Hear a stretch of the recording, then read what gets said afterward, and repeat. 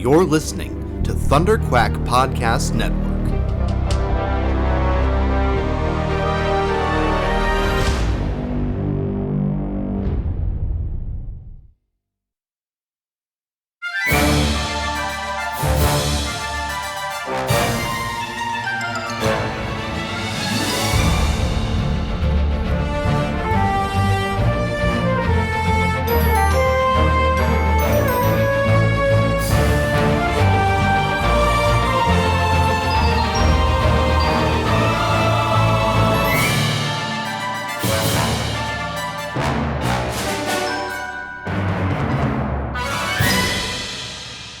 Hello there, and welcome back to Force Perspectives. I am your host, Michael Cohen, and joining me, as always, my most anticipated co-host of 2025, Joe Hogan. Buddy, you were going to talk the pants right off of me. Not hard. Listen, guys, everybody, people, when I say guys, I want everybody to know that that is a non-gendered guys that I am using. It includes men, women, non-binary individuals, and people who don't have a self-identifier. Those people get left out a lot of the time. Because people want to people just want to put things into three categories. If they really just want to put them into two. But we are going to be talking about Skeleton Crew basically for the rest of the year, and into early 2025 as those episodes release. And with that in mind, Joe and I decided that today we would just kind of talk about the stuff that we're anticipating, I guess, in 2025 and beyond that, and just talk a little bit about I think the state of Star Wars and where things are going, and the absolute ridiculous just sad state of affairs that is the release schedule for Star Wars at the moment. With a couple of bright spots, there are definitely some nice announcements that have just been recently made that bring a little bit of hope. But yeah, it is mostly nonsense. And so we're gonna talk about it. We're gonna break it down. And we're not gonna break anything down. I'm gonna ramble about things that I think are gonna happen in the future. The episode with the final tangents of 2024, because everything else is only going to be Skeleton Crew. We're not talking about anything but Skeleton Crew for the rest of the year. So get it all out of your system, Michael. Yeah. Today's the day. Certainly that's exactly what will happen on those episodes.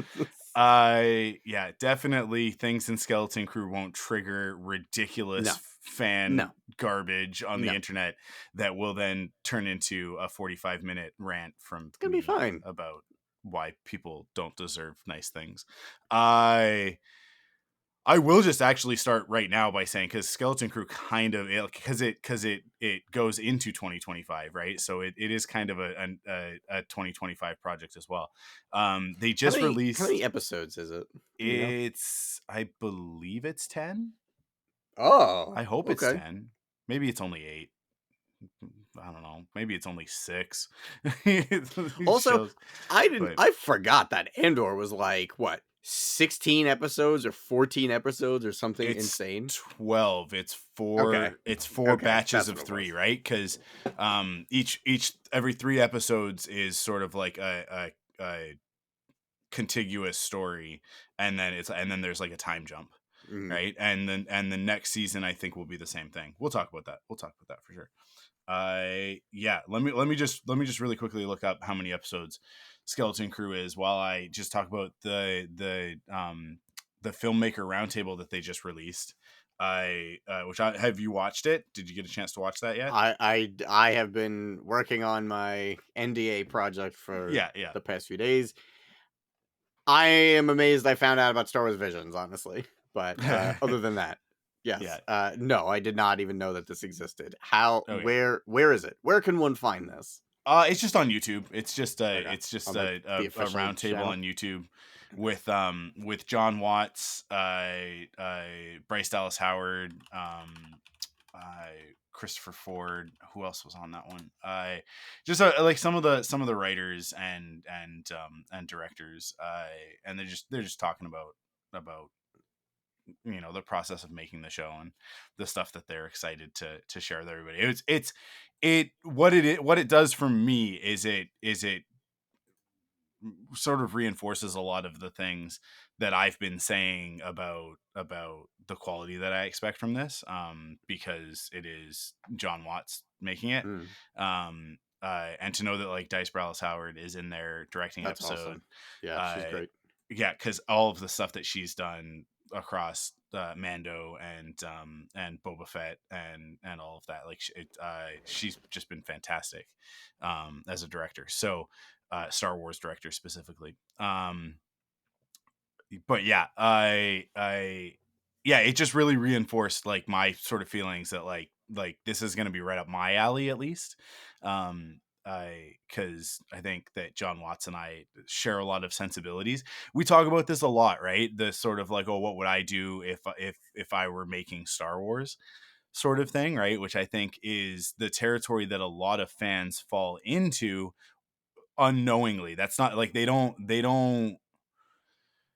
not thinking about it in like a very like objective fashion when it comes to that. They're thinking very subjectively of like what it morphs into is what I want to see and not what I would do if I was making it.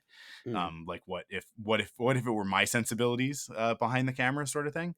But when I talk about that stuff and a lot of the stuff that I talk about, it really syncs up with a lot of the things that John Watts was saying in this roundtable, and Bryce Dallas Howard actually. Like I think that one of the reasons why I've enjoyed her episodes so much is because there is a little bit of like synchronicity there with the type of Star Wars that I like to see in that and that I would create if I were creating Star Wars. And so that's just like I think when those things line up, that's when you get really satisfying stuff, right?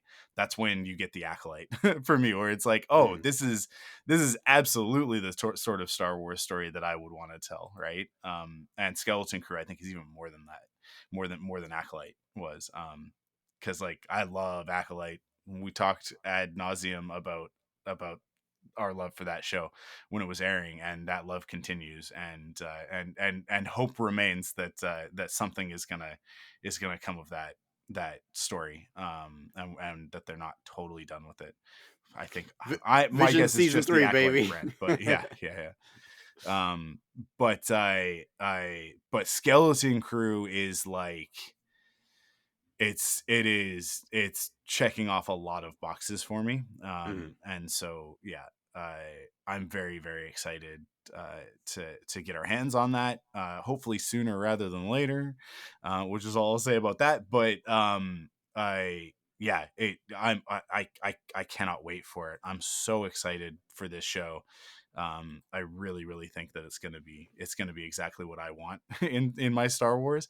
The latest trailer that they released and everything that they've released like sort of promotionally just keeps confirming that like, oh, this one's for me. This one's definitely made for me.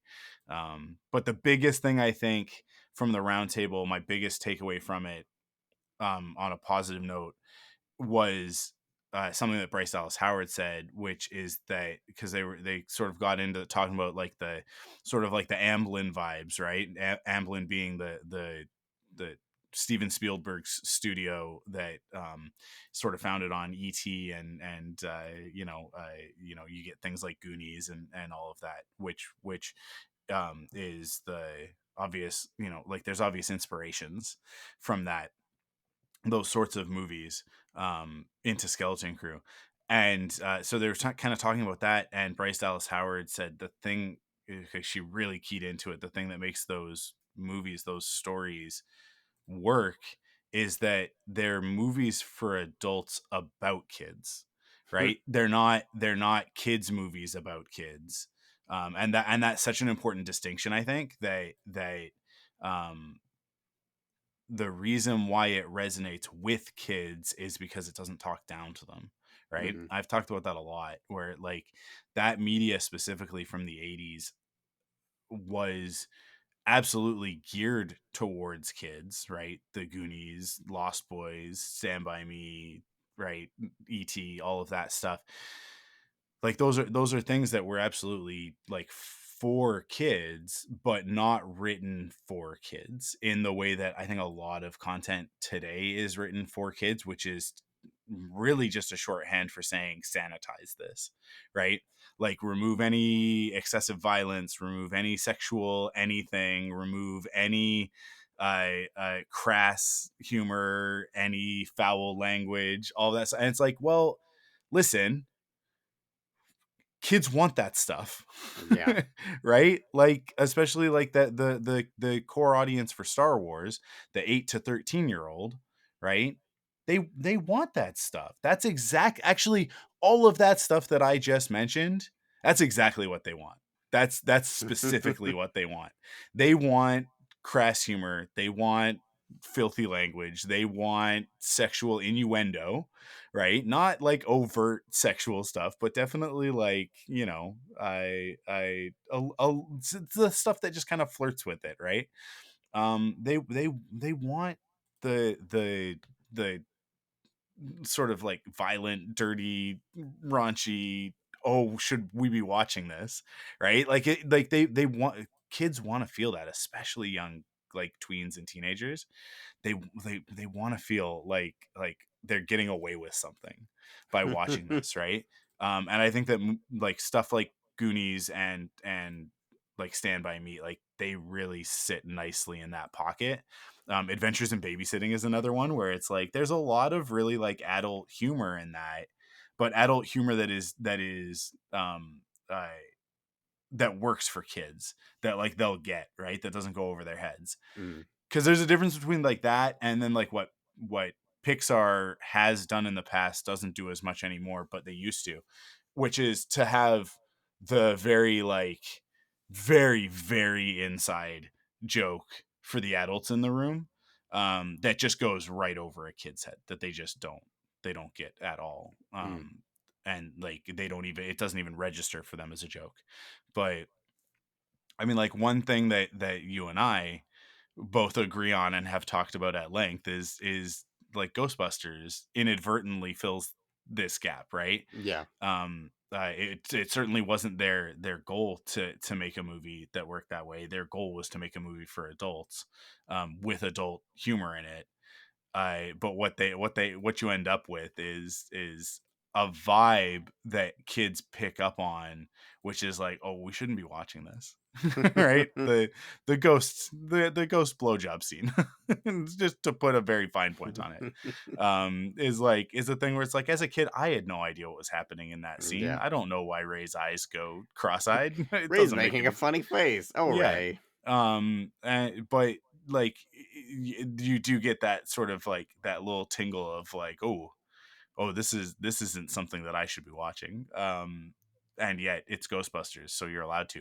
And it, like that's kind of the thing that I think subsequent Ghostbusters movies lose, because once they realized there are kids watching this, the tone changes, right? And I mean like you and I are of the opinion that that's irrelevant, because every subsequent movie has also been great, but I to varying degrees obviously, but Ghostbusters 2 maybe kind of being the bottom of that. We should rank them at some point, I over on Off the Record. But I yeah, that whole kind of attitude of like like this is a story for adults about kids, which means that kids will be able to watch it and identify, right? But that an important thing happens with that, which is that like when it's an adult story and these kids are in real peril, and there's actual stakes to the story, it does what media is supposed to do, which is it gives them an opportunity to build up a little bit of resilience, a little bit of toughness emotionally, without actually putting them into a traumatic situation, right? Because there's definitely an element with younger generations that like younger than us, than millennials, that um they have very much been sheltered from traumatic stuff in media. Like it I mean, Disney movies don't even have real villains anymore, right? And that's not like, I love a lot of the Disney stuff that's come out in recent years, but there is this component of like, where are the bad guys? Where's Scar? Where are the evil queens? Where, like, and you know, like witches and stuff. Like Mother Gothel is the closest thing that we've gotten in recent Disney films, but most of them just kind of have like a situation that's the bad guy. Right. And don't have very clearly defined villains, and I think that that's a I don't think that that's a particularly healthy way to introduce kids to the world. I think that like the reason why we tell stories, the reason why we make movies and TV shows, is to explore things that are difficult to explore in day-to-day life, right? Whether that's for positive or negative, right? um that's kind of the point of art, is to express, but also like to start a conversation about stuff. And so I think that like our generation really sort of younger Gen Xers, right, that like sort of grew up in the media of the 80s and the early 90s, where they started making stuff for kids, but that like it was still very much like making things like it's for adults. And so like we, you know, the never ending story would never be made today, and if it was, it would be so, it would be so soft in comparison. Like it would pull so many punches, whereas like I haven't shown the girls the never ending story yet because I know that it's going to traumatize them. Right? Like I know that the Artax scene is going to just destroy them. I know that they're going to be terrified of the Sphinxes blowing up the one dude, right? And like the like that movie is legitimately terrifying, and I definitely watched it at too young of an age. And it definitely created like, you know, psychic scarring that reverberates to this day, but like also introduced me to concepts like death and loss and depression, and you know, all the things that the never ending story is about. And I think that that's I think it's important. I think it's important that we have stuff like that that's accessible for kids, right? But that, you know, now we have the benefit of the hindsight as a generation to look at it and go like, okay, there's a tightrope to walk here, right? Like let's not destroy children with the never ending story necessarily, but also let's not just give them like Coco Melon, right? Where it's just like bouncing garbage to in bright colors to, you know, repetitive awful music, right? Because that is actually more damaging for their brains than anything else, because it just completely erases their ability to, you know, exercise critical thinking and have an attention span for anything. It's like there are studies, it literally damages brains. It's like a lot of the preschooler content out there, uh and especially it's so funny because the stuff that like, this is a few years back, but the stuff like Baby Einstein, that they were like, oh look, like show your baby these videos of like these bright swirling colors played to classical music, it will stimulate their blah blah blah blah blah. And it's like, and there was no real science behind any of that. And then it became like this huge thing for yuppie parents to put their kids in front of, so that they don't have to do any actual parenting. And then people were like, we should actually probably study this, and they did, and it was like, this is doing harm. This is not making your kids smarter. This is just pacifying them. Like it is just like, it's literally just a pacifier for their brain. And yeah, like, oh, but they're so locked in. Yes, because it's hypnotizing them. Like because they have jello for brains, and you're just swirling the jello instead of helping it build as a muscle. With something that challenges them. So like there's just so much of that stuff out there, and I think that has sort of continued into younger kids content as well. like the into like the school age content, because so much of it is just so sanitized. It's just so sanitized, dude. I don't know how much of it you actually ingest, but 0%. yeah, having Like, kids, it's I have like that. no exposure to it at all. So Like when we were kids, we had like the obviously we had Disney Afternoon, so you've got sure. DuckTales and Darkwing and Tailspin and stuff like that, where like these characters are in actual peril on adventures and stuff. And obviously, like, you know, there's a safety there. They're cartoons and they're gonna be fine. And Darkwing can get hit over the head with an anvil and he'll be all right. But how's he gonna save the day? How's he gonna stop the bad guy? Right? Like, there's an actual like threat there. Um, and now Disney is making stuff like Elena of Avalor, which is a fine show. It's perfectly, you know, fine the way that it's written and everything. But like, so often the peril is just like absolutely benign, right? It's like, oh no, if we don't figure this out, the party will be ruined. Who cares? Like, what? No, no, if we don't figure this out, Jafar's gonna take over the world, guys. And he's gonna subjugate people, and he's gonna kill Aladdin. He's going to kill Aladdin. He's going to shoot him into the ocean. This is Oh from the no. movie more than the TV show. He's gonna shoot him into the ocean, and then Aladdin's gonna drown, right? Or I guess that's a different part of the movie. But in any case, like you know, like put your characters in actual danger, put them in mortal danger, so that kids can, you know, with the safety of it being a TV show or a movie, get a little bit of resilience, right? And learn a little bit of like, oh, okay, cool, it's fine. It's not that big of a deal, so that they can deal with things in real life. So all of that to say, I think like Skeleton Crew is going to be Star Wars that finally um in this Disney era, since Rebels ended, that's going to bring kids in with this very accessible notion of like these, you know, 10-year-olds going on an adventure. I think they're like 10, 11, 12-year-olds, but they keep saying in the promo stuff like these, like they're like 10-year-olds. But like this Goonies adventure, it's going to bring them in, and then you know, take them on a real Star Wars adventure where, you know, you can crash the ship into an asteroid, or these pirates are gonna capture you, right? And like, what are they gonna do? I don't know. Are they gonna kill us? Are they gonna sell us? Are they gonna eat us? Like, I don't know. And then, you know, to show that with a little bit of ingenuity and chutzpah and all that stuff, that you get out of it, you know. I think it'll be good. I think it's good stuff, and I think it's sort of, hopefully the pendulum swinging back a little bit.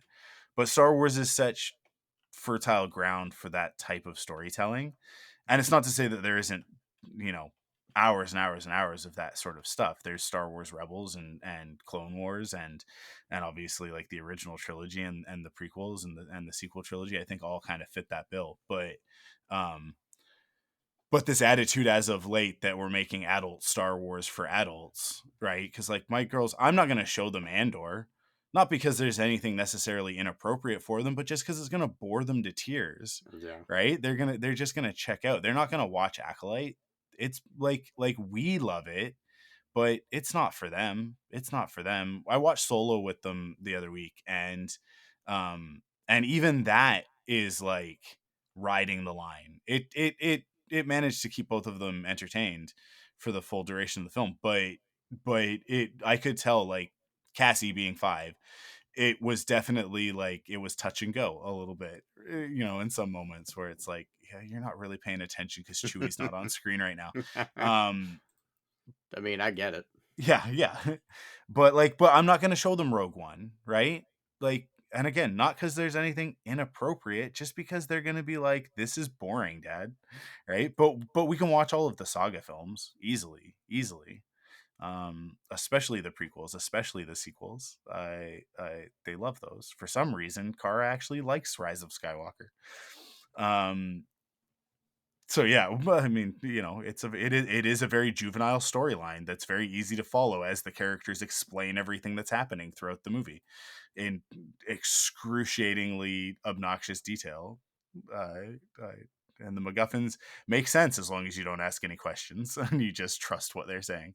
Anyways, Skeleton Crew is coming. I'm very excited about it. What's next up? What do you want to talk about next? Do you want to talk about video games, or you want to talk about Andor or Visions? Yeah, I mean, do we really know anything video games other than the re-release in January? Yeah, the only thing that's dated at the moment is Star Wars Jedi Power Battles remastered or whatever. Well, I don't know whatever subtitle they put on it. I will say this: I'm happy that because there are a bunch of Star Wars games that are just very difficult to play now. Mm-hmm. And like those are your you know, like anything that was a console exclusive, so like Rogue Leader, Rebel Strike for GameCube, mm-hmm. Obi-Wan on Xbox, and Jedi Power Battles was, I'm pretty sure, an exclusive to PS1. No, it was actually originally released on Dreamcast. And okay. This Wait, is one of sure? Are you sure? I am absolutely positive because I thought Dreamcast had it came later because it had like extra content on it. No, the PlayStation couldn't handle because of the discs that they were using. That's why Dreamcast got extra content, because Dreamcast was using a disc with more space on it. So the game could be bigger. I got some bad news for you, sir. Did it come out after? April 4th on the PlayStation of 2000. Yeah. October 4th on Dreamcast. Oh, wow. Well, regardless, that's fine. I don't care, because the Dreamcast version is so much better than the PlayStation one. The PlayStation version plays like absolute garbage, crashes, and it doesn't crash because the PlayStation never really crashed. It would just freeze.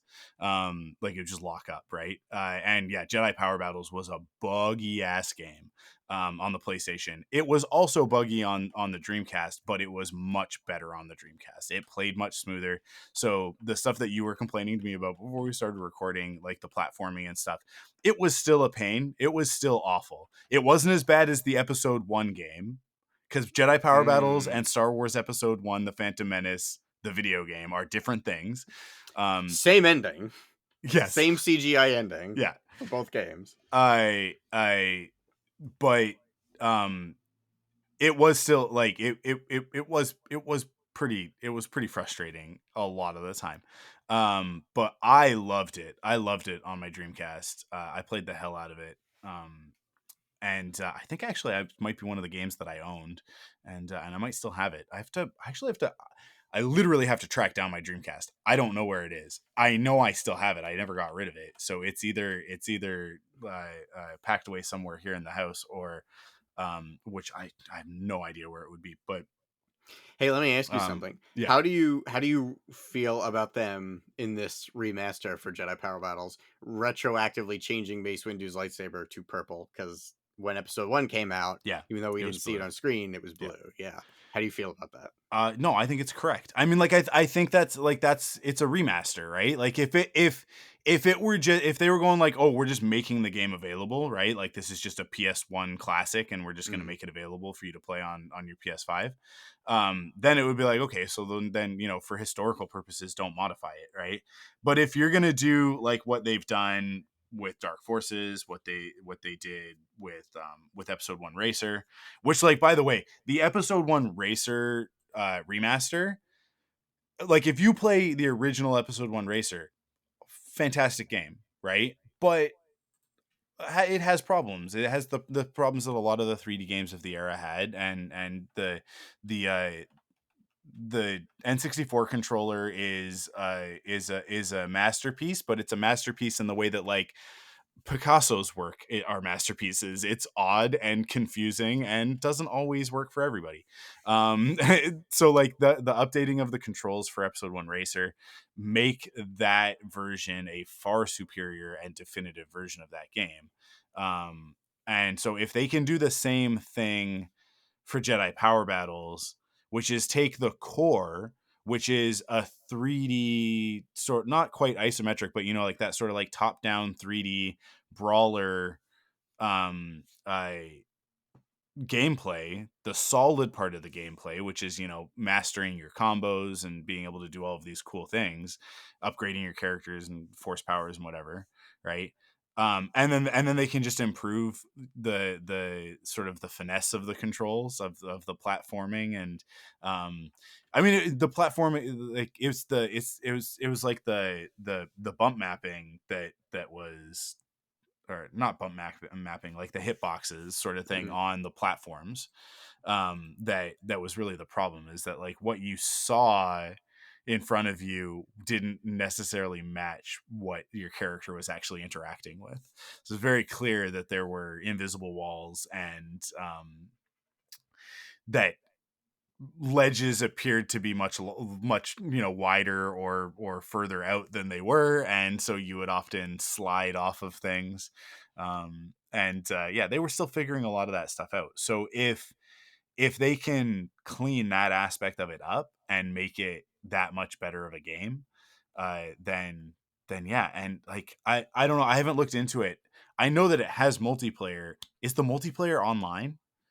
Or is it For just... power battles? I don't know. Yeah. I think it's, well, if you get it on Steam and it's couch co-op, you can play online because they have that like share play. Yeah, okay. Um, yeah, it says for on Steam, it says single player and shared split screen co-op. So if you get it on Steam, yes. Cool. Anything else, probably not. Yeah. Cause yeah, man, like I wanna play the hell out of this game. And I'll play it with my girls. It'll be great. What I would love to see from it is for them to go, okay, cool. We've got all the content in there that was originally there. Here's a few extra things. Cause I know that like the training rooms and stuff like that are all going to be included with this one. But then I would love for them to just do DLC for this game of like, here are some new levels. Here's like maybe even like a new story thing, like a Clone Wars story thing, and then to add in some Clone Wars characters, like to add in, teenage Anakin, to add Ahsoka, to give us those characters in Jedi Power Battles. But more than that, what I would really love to see is for them to actually like make a new Jedi Power Battles, right? Like for this to sell well, and for everybody to get excited about it, and for them to go like, oh, people want this type of game. And to and make a new Jedi Power Battles that spans the entirety of the prequels. That'd be fun. That would be so awesome. And like I would want them to the... treat it the same way of like, you pick your character and your character plays through the entire story of episode 1, episode 2, episode 3, a bunch of Clone Wars episodes, regardless of whether or not they were actually there. Like, don't do any of this nonsense where it's like, oh, that character wasn't there, so there's continuity error.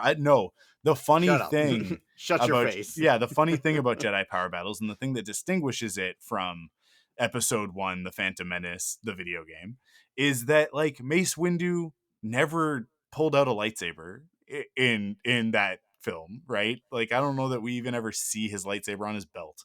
The only hint that we ever got at it was the action figure and this video game. So and it was blue. So yeah, like the idea that you could like play as Mace or Plo Koon, right? Who are the playable characters? It's like Qui-Gon, Obi-Wan, Qui-Gon, yeah. And I think you had Ki-Adi-Mundi on Dreamcast. Yeah, and then Plo and Ki-Adi. So like I want to see them add in Kit Fisto. I want to see them add in Luminara, Tin, right? Shakti, Luminara. let's go. Yeah, man. Like let's get more characters in there. Let's get more nonsensical. Like let's put you know what? Teenage Anakin, sure. Like episode 2, like young adult Anakin, fine, easy, right? Episode 3 Anakin, even easier. But it would be radical and wicked. Fuck, like kid Anakin. Who like we never even get to see him. So far we have gotten nothing where it's like other than some books and stuff. Like I want like and like they're like junior reader novels and stuff, like chapter books sort of thing. I want to see like Jake Lloyd Anakin with the buzz cut and a lightsaber. Like that's what I want to see in Jedi power battles. That's my dream. That's my hope. Is that's the renaissance that this brings about, is like nonsense Star Wars games. We talked about it a while ago with Star Wars video games of like Yoda stories, right? Like bring it back, man. Stop making not stop, but like don't only make these massive epic in the continuity changing the face of Star Wars forever type of games like Outlaws and the Jedi games. Yes, make more of those. I love them. They fill me with so much joy. They're the best stuff that has been made in the Disney era, save for Star Wars Rebels, in my opinion. But I, but like, let's make some stupid stuff too. Let's make 2D sprite based Super Star Wars games for all of the other saga films. Right? I want to be Rey double jumping with my lightsaber blade spinning around me like a buzzsaw, and enemies coming at me from every direction, and a game that is almost impossible to actually play through. I like let me do it. Let me do that. I want to do that. And I don't understand. These games would be so much cheaper to make than the stuff that they're making, but would be so popular, I think. Yeah. You know what I They're mean? just like arcade games. Like, yeah. It's fun. I just wish that the platforming was better in that original game. I'm sure I would like it, but because the platforming, at least on a PS1 controller, felt so unresponsive.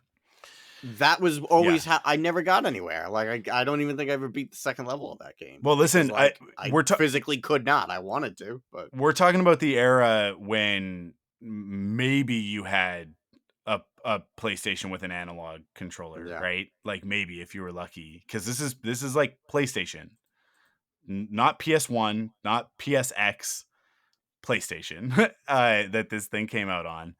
And I maybe the PS1 had come out at this point, but in 2000, I'm trying to think when that thing dropped, but I guess it must have, because we're pretty close to the PS2 at that point. But I yeah, not everybody would have played this with an analog controller on the PlayStation, but that analog on the Dreamcast, did you play Dreamcast much? Like, have you had a lot of interaction with that console? I didn't own one, and I knew one person who had one, and I think I was over his house maybe once, and I think we played whatever the Sonic game was, and I was just like, I don't love this controller.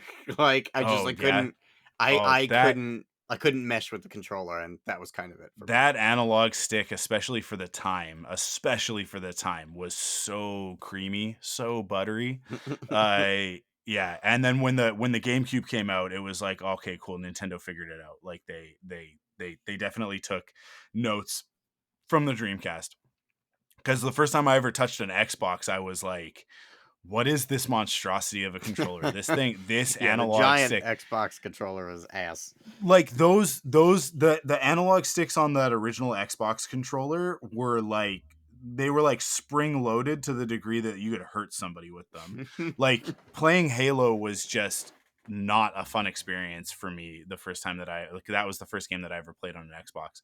And I was just like, this is like, it's so hard to, and I know that a lot of people that love that stuff and grew up on the Xbox are going to be like, no, that helps you be precise and, first person shooter, blah, blah, blah. And it's like, well, that's great for you, but it's no way to live, I don't think. But you just don't understand. You just didn't have anything else. Your parents messed up. They bought you an Xbox and you're broken forever. I'm sorry. It's really, honestly, it's child abuse. But everybody's first console should be a Nintendo console. That's my opinion. But anyways, amen. And then you go from there, right? Like everybody's first console should be a Nintendo console.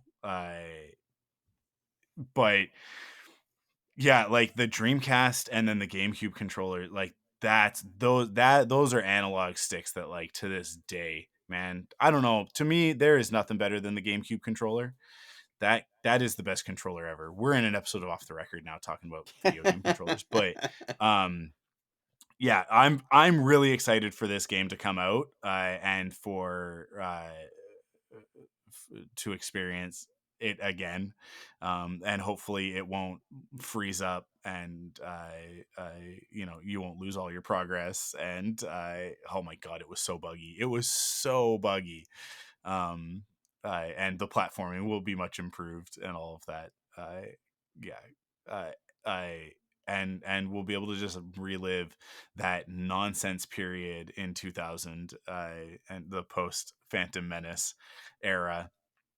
um I can't wait. I'm so excited for this one, and I know you're not, but I am so excited for it. I almost pre-ordered it yesterday. Actually, like literally, I was looking at stuff on my PS5. I was trying to figure out how I get the DLC for Star Wars Outlaws. Which I don't think I have to do anything. I think it's just a game update, and the update just hadn't dropped yet as of like midnight last night. Even though the DLC releases on the 21st, which is the day we're recording. Because I really want to get in there and play that, but I'm. It's not that I'm not excited about the remaster. It's just that I'm holding out hope because I heard that they are making some like modern tweaks. mm-hmm. So like I'm just waiting to hear what all of those are. Yeah. And how they hopefully smooth out that gameplay a little bit. Yeah. And if it does, I will absolutely pick it up because like this is a game that I always wanted to love. Like on principle, yeah, I love the idea of this game on paper. I just hated the way that it played. So I'm just really hoping that it's just like a little bit. Ooh, sorry. I don't know if that's picking up. I had the Steam page open because I went looking to see if I didn't list anything, and like the trailer started blasting. Yeah, no, I want it to be good. Like I want everybody who loves this game to love this remaster. Yeah. I want to be part of the party. That's all. Yeah, it's Aspire, right? It's yes. So yes. I like listen. They've earned it at this point. They have absolutely earned my trust. With the remakes that they've done, and the remasters that they've done, I think that Aspire is a really, really great studio that has specifically honed this skill set, which is let's look at a game that was beloved but has some problems, and let's just iron out those bugs. Just iron them out, and let's give everybody the experience they remember having and not the experience they actually had. I think that Aspire has excelled at that very specific niche. And so I have full faith that that's exactly what we have in store with this one. Because this game is just so ripe for the picking. Because it's not like, I think a lot like Episode 1 Racer, and the reason why that one works so well too is because they are straightforward, right? There are not a lot of bells and whistles here, right? I remind me, did the Bounty Hunter remake come out already, or is that one that was announced and hasn't? No, that came out, I think. That came out, right? A couple months ago, yeah. And I think like that's an example of a game that's a little bit overly complex, and so there's really not anything that you can do to clean that one up, because it's the sort of weird, quirky complexity that makes that game kind of work and not work at the same time. I quite liked playing Bounty Hunter the first time that I played it when it originally came out, but it's one that is hard to go back to in the modern era, and I don't know if they fixed that with the remake. But Episode 1 Racer and Jedi Power Battles, I think, are in the sweet spot of like, no, man, there's a core here that's so simple, and if you can just get that down and then fix the things that are a problem, that you'll have actually like an A+ game, like an S tier game. So check this out. This is in the description of Jedi Power Battles Remastered on the Steam page. Okay. Play as Mace Windu, Obi-Wan Kenobi, Plo Koon, Adi Gallia, or Qui-Gon Jinn facing off against droids and other familiar foes from Star Wars The Phantom Menace. Or play as one of the previously locked characters, such as Darth Maul, Captain Panaka, Queen Amidala, Ki-Adi-Mundi, and the Battle Droid, now available from the start. Use classic or modern control schemes. I'm in now. Yeah. Toggle your lightsaber colors to match the films. Enjoy new playable characters such as the Tusken Raider. Enter classic cheat codes like Big Head Mode. And discover more surprises in this 25th anniversary celebration of Star Wars Episode 1 Jedi Power Battles. I'm in. Yeah. I'm in. That description is exactly what I'm talking about. Aspire gets it. They get it. This is not about remaking Jedi Power Battles. That's a different thing. And I want to see that happen. I want to see a completely new game that's Jedi Power Battles, right? That we use that same brand, that same name. But what this is like, there is a great deal of nostalgia here.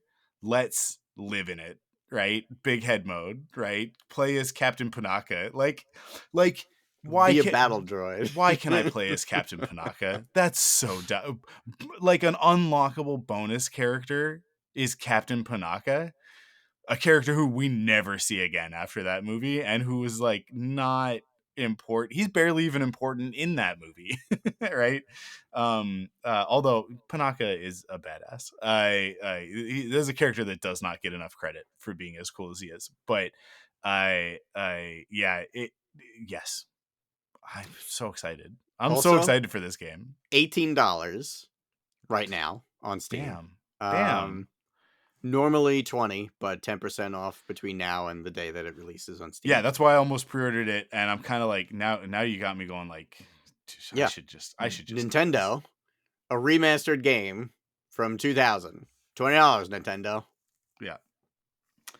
If you get it on Steam, I will absolutely get it on Steam, and we could do share play, and I would play through this game with you. I know you want to play through the girls too, but I would absolutely play through this game. No, I'll be getting it on PlayStation. Okay, well, you're on your own with the girls. The three of you are on your own. Yeah, that's awesome. I don't know, at $20, which will be like $25 or $26 Canadian, but that is something that it's like when I build my new PC. Which will be able to actually like handle to this, play this Jedi stuff. Power Battle. Yeah, I'll be, man. Let me tell you, this Surface Book that I rock, it would not handle it. Oh no. It literally, so I've downloaded Steam in the past to try and play stuff on this laptop, and it like the Steam launcher is too much for this thing. Sometimes. My God. It drives me nuts. Because it's really great for the work that I do on it, but gaming, it's not tuned for any kind of gaming. And I'm guessing that it's probably the video card, but it's a whole thing with this Surface Book. It's not great. This computer is also very old at this point, which is why I'm building a new one. Okay, that's a topic for a completely different thing. Let's talk about Andor. Let's get into that. Yeah. So last week we got at first an accidental, but then an intentional release date. I think it just went live on Disney Plus a little bit too early because they had D23 Brazil, I think it was not this past weekend, but the one before, and in the midst of that on Saturday. I think it was on Sunday actually. They announced the official release date, which is April 22nd. So not that far off actually, which is exciting. If very only for close. The fact that we just really don't have anything else to look forward to in terms of movies and TV shows at the moment. So and the week after Celebration. So I'm wondering if people attending Celebration Japan might get I mean episode. That is exactly what's going to happen. If you're at Celebration in Japan, you are going to be able to watch the first two episodes. Well, not going to be able to. There will be an opportunity to. I'm sure it'll be exactly like it was with Obi-Wan. Everybody that is in the kickoff panel on Friday right? Like the big where they'll announce the movie. They'll announce 9, 10, and 11 there. We won't hear about it before then officially. I'm sure that that they've got some big thing, and uh, I'll call it right now. We're getting a little bit ahead of ourselves, but I'll call it right now for Celebration Japan. They will bring Daisy Ridley out on stage, and Okay. they'll play coy with it. They'll be like, "So your movie it's a little bit delayed, right? Like this is almost like I'll bet you anything. Like play this clip, play back what I'm saying with the clip that we'll get from Star Wars Celebration as part of the press release for 8, 9 for 10, 11, and 12. 9, 10, 11. 9, 10, 11. What episodes are we talking about? We are doing 10, 11, 12. 10, 11, 12. 10, 11, 12. I this is like almost verbatim. Like so it's your movie's a little bit delayed, but there's a good reason for that, right?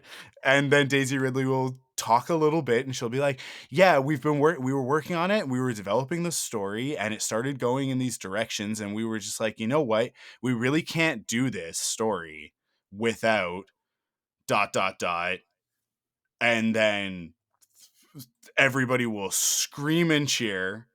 There'll be like this 3-minute like applause thing because everybody knows what's about to happen, and then it like we will barely be able to hear anything as they say Finn and Poe and Bull and then start bringing out John Boyega and Oscar Isaac and everything, and it's going to be this thing of yeah, no, we're making the next trilogy. The Rey movie turned into a trilogy, and everybody's back, and including Adam Driver. Listen, hello everyone, I'm back. They will. If they do that, here's how it goes. He's not there. He's not physically there. Okay, guys. What happens is they bring out John Boyega and Oscar Isaac. The two of them come out, and they come out holding hands. By the way, they absolutely come out holding hands. And See, not raise, because I want you to be wrong, but because I don't think they have the balls. They raise their hands in the air as like a yay thing, but the rest of us know it's not a yay thing; it's a gay thing. Anyways, they come out and Mark Hamill is already. We know that Mark will be there, right? So it's like it'll be Mark Hamill's obviously going to be in it. I think we maybe get the surprise of like, by the way, Rosario Dawson's going to be in this one too, which is going to be like this thing of like Ahsoka is going to be in it. Now is she alive or is she a Force ghost? But whatever, she'll be in it. And maybe they even imply that Grogu will show up in it, and it's like, well, but we can't say anything because that movie hasn't come out yet. But they'll play with all of that stuff, and then there will be a moment where the big screen behind them like a video pops up, and Adam Driver is like in a pre-recorded video, but they pretend like it's live, where he's like, guys, what no, everybody got together and nobody called me, and like they'll play it up, and but this is in the circumstance that Adam Driver is coming back for these movies, right? But he'll pop up, and the place will be inaudible, like wherever you are on the planet, you'll feel it. You will feel it. It will be as if several thousand Raylos cried out and weren't silenced. They just kept going for 10 minutes. The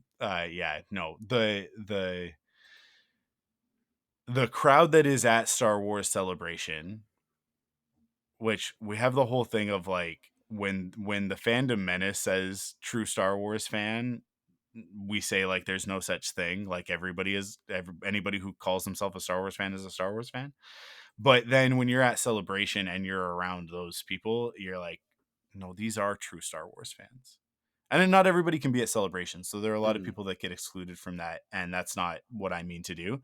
But what I'm saying is that like the people that are there, the attitude and the vibe that you get at Star Wars Celebration about things that then later on the internet get torn apart. Yeah. Yeah, and like, listen, those people don't get invited to Star Wars Celebration, so they don't come, right? I'm being very specific Yeah, about certain no. individuals. No, that makes sense. And then they go on the internet the week of Star Wars Celebration and go, well, I would go, but they didn't invite me. And it's like, well, you can just buy a ticket. Yeah. If you actually care about this stuff and not just being mad about it, then you could have just bought a ticket and gone, regardless of whether or not you got invited, regardless of how many YouTube subscribers you have. But they cry and they bitch about it. I think actually there might even be a component there of like they are barred from and they don't talk about it. Mm. But there's part of me that's like I they if they were, I don't know, they might scream about it. So that's one of those things where I'm like, I don't know what that is, but it's like, but why don't they go to Star Wars Celebration? Why don't these people show up at Star Wars Celebration? And it's because they know that if they did, I'm just gonna nobody's listening to this except for our fans. If Star Wars Theory showed up to Star Wars Celebration, he would not be well received. He would not be well received. He would like many of the fans would essentially boo him off the premises, right? And I think like well deserved. Like people like him are the problem with fandom right now. And so like they really have no place at a convention that welcomes everybody who wants to enjoy Star Wars, right? So yeah, like I think that's why they don't show up. They know that. They know that they're not welcome in that space. Not because Lucasfilm and Disney don't want them there, but because we don't want them there. They know that. They're fully aware. Because when you're at those conventions, like I to be cringy and outdated, the vibe is immaculate, right? Like there's no better way to say it than that. Because yeah, when you're in the room for that stuff, and I know, Joe, you never get to experience this stuff because you're always stuck at your art table. But when you're in the room for those big panels, and they make reveals and they talk about stuff, I mean, man, I have such a colored opinion on Tales of the Jedi because I watched the first episode of Tales of the Jedi, the Ahsoka one, in that room with Dave Filoni and Janina Gavankar, she's the voice of Ahsoka's mother, and them talking about like a lead in to the episode about how meaningful that story is, and that character is to like Janina was so great talking about about what she put into it and sort of like the backstory elements that they're adding to not just to Ahsoka but to the Togruta as a culture and all of that stuff and the things that they're bringing into it from her background and melding those things together in that collaborative process and all of that stuff. It's just like and then they show the episode, which is such a beautiful episode, like just such a beautiful Star Wars story, and then come back and then talk about it more to the extent that like half of the room is crying, right? Like, man, it just like if you that group, that attitude, that energy, if you told them that Adam Driver was back as Ben Solo, man, there's so many people. There are so many people that would just be like inconsolable in a good way, right? Like it would go a long way to healing a lot of trauma that Rise of Skywalker caused. So yeah, I hope that that's where we're going. But anyways, we were talking about Andor. Somehow we ended up on this. It's Celebration because everybody it's that's in the room for that panel. Yeah, everybody that's in the room for that panel is going to be blown away by all of that stuff. But then at the end of it, they'll leave Andor for last, probably because it's the thing that's coming out like literally a week later. So like leave it, and then they'll be like, by the way, it'll either be the first thing or it'll be the last thing. They ended on Indiana Jones at 2015, I think. No, they ended on John Williams and the Obi-Wan theme. So they kind of bookended with Obi-Wan, I think. Did I say 2015? Not 2015. You said 2015. 2022. Anaheim in 2022. It was so much easier when they just numbered them. But yeah, anyways. I really missed that. Yeah. But you know what? They'll probably do the same thing. They'll probably bookend Andor with like, here's the here, like whatever, and then they'll do like a thing at the end, and then at the end of that they'll be like, by the way, everybody in the room, you all keep your wristbands, because that wristband's going to get you into the premiere tonight. You can watch the first 2 episodes of Andor season 2. They might even do the first 3. I don't know, because it'll all be one story, right? So it'd be like weird to just give you the first 2 and then be like, well, you gotta wait.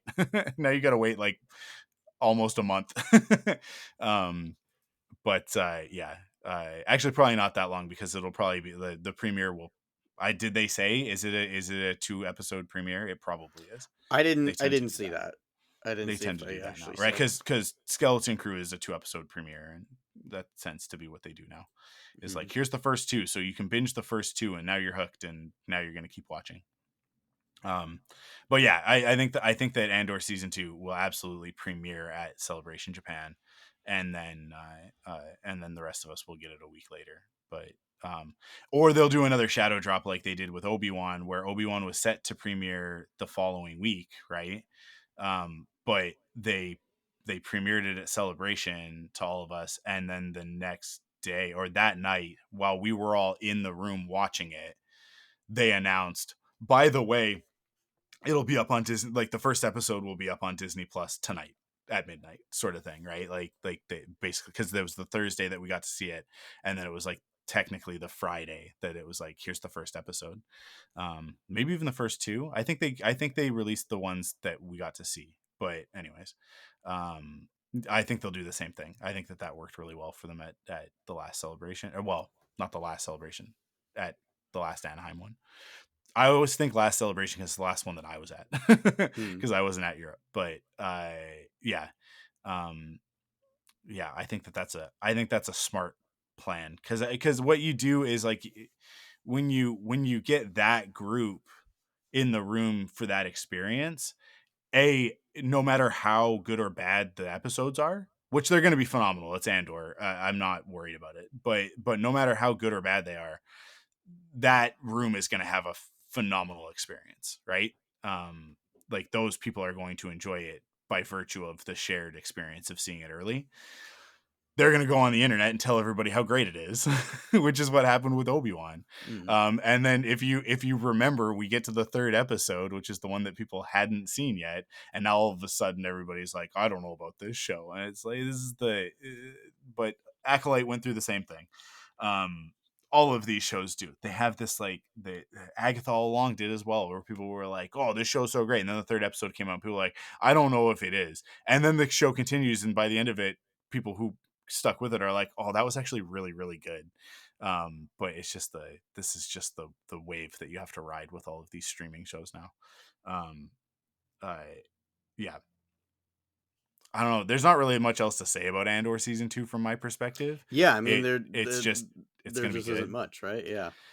We know Ben Mendelsohn's back. Mm-hmm. We know that K2SO will have his origin story told in this batch of episodes. Who else did they announce that's, like, on the poster? There was somebody else from the movies, wasn't there? From Rogue One. Was there? I think there was. I thought it was just those 2. Yeah, maybe it's just those 2. Who's on the poster? Because it's like, it's him. I guess it's him and then Ben Mendelsohn on one side, and Stellan Skarsgård on the other side, isn't it? That's the poster that they released. Yeah. And everybody from season 1 is back, essentially, except for Fiona Shaw. I think, I don't know. Maybe we'll see another hologram or something, but or a flashback. Probably some flashbacks. But yeah. But yeah, Ben Mendelsohn coming back as Krennic is great. I'm in a bit of a mode right now where I'm like, okay, April 22nd, I gotta look at it and go, okay, so, like, let's because Crystal never watched Andor. Because I watched it. Really? Okay. She watched a couple of episodes with me, like, just sort of like sitting on the couch with me, kind of half paying attention to it.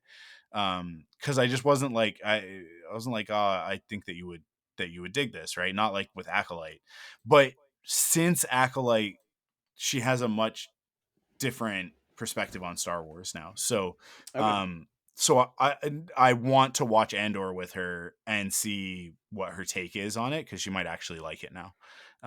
She might be able to get into it, but because that's what good Star Wars does, man, and that's why variety in this stuff is so important, because Acolyte can come along and be this completely different type of story and bring in new fans who then, now that they have a touchstone, now that they have an in point with Star Wars, and then you go and you watch Andor, it's like, I think if Crystal sits and watches Andor with me, that she's gonna connect dots that I don't connect, right? Because I'm coming at Star Wars from this like absurdly large scale perspective of everything, but she's coming at it from like a very narrow focus of what she likes about Acolyte and the sequel trilogy, right? And yeah, like Crystal likes a lot of Star Wars. It's not like she hated Star Wars before Acolyte. There was just never anything that like resonated for her. There was stuff that she liked, but I think with Rey's character, she definitely connected with that character. But when you take the stuff about Rey that she likes in the sequel trilogy and you basically make a show that is all those vibes in the Acolyte, that's where you get her in, right? So watching Andor with her, she might see some stuff in there that like I would miss, right? I Because she's bringing a different perspective, and that to me is like, that's what's wonderful about sharing Star Wars with people, and bringing new people into Star Wars and into the fandom with expanded mythology and new types of stories. Because then we just get to you just get. I think the point of this is that I would love to love Andor. Right, as much as I gripe about it, and as much as I have a lot of things to say about the tone and what it's missing and all of that sort of stuff, I would love to be able to love it as much as other people do. That would be better. Why would I want to dislike it when I know that it's good? But it's just like, I don't know.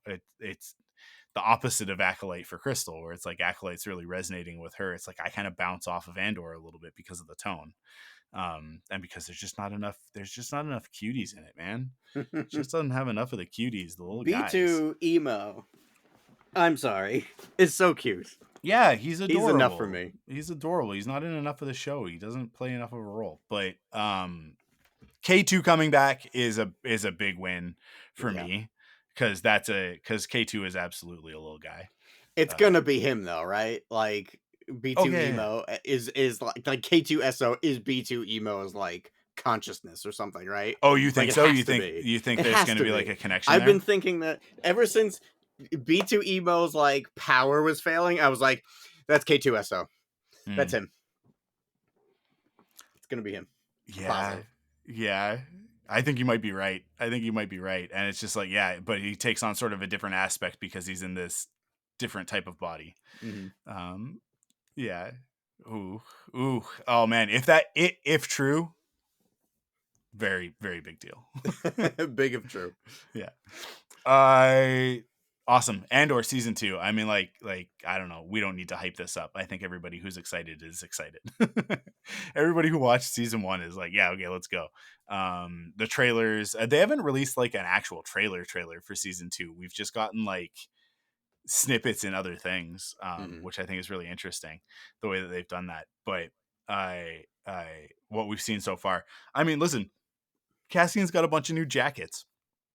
Pretty snazzy. See those shoes? Yeah, like come on, just the Star Wars fashion of it all is more than enough to go on. Awesome. That's Andor season 2.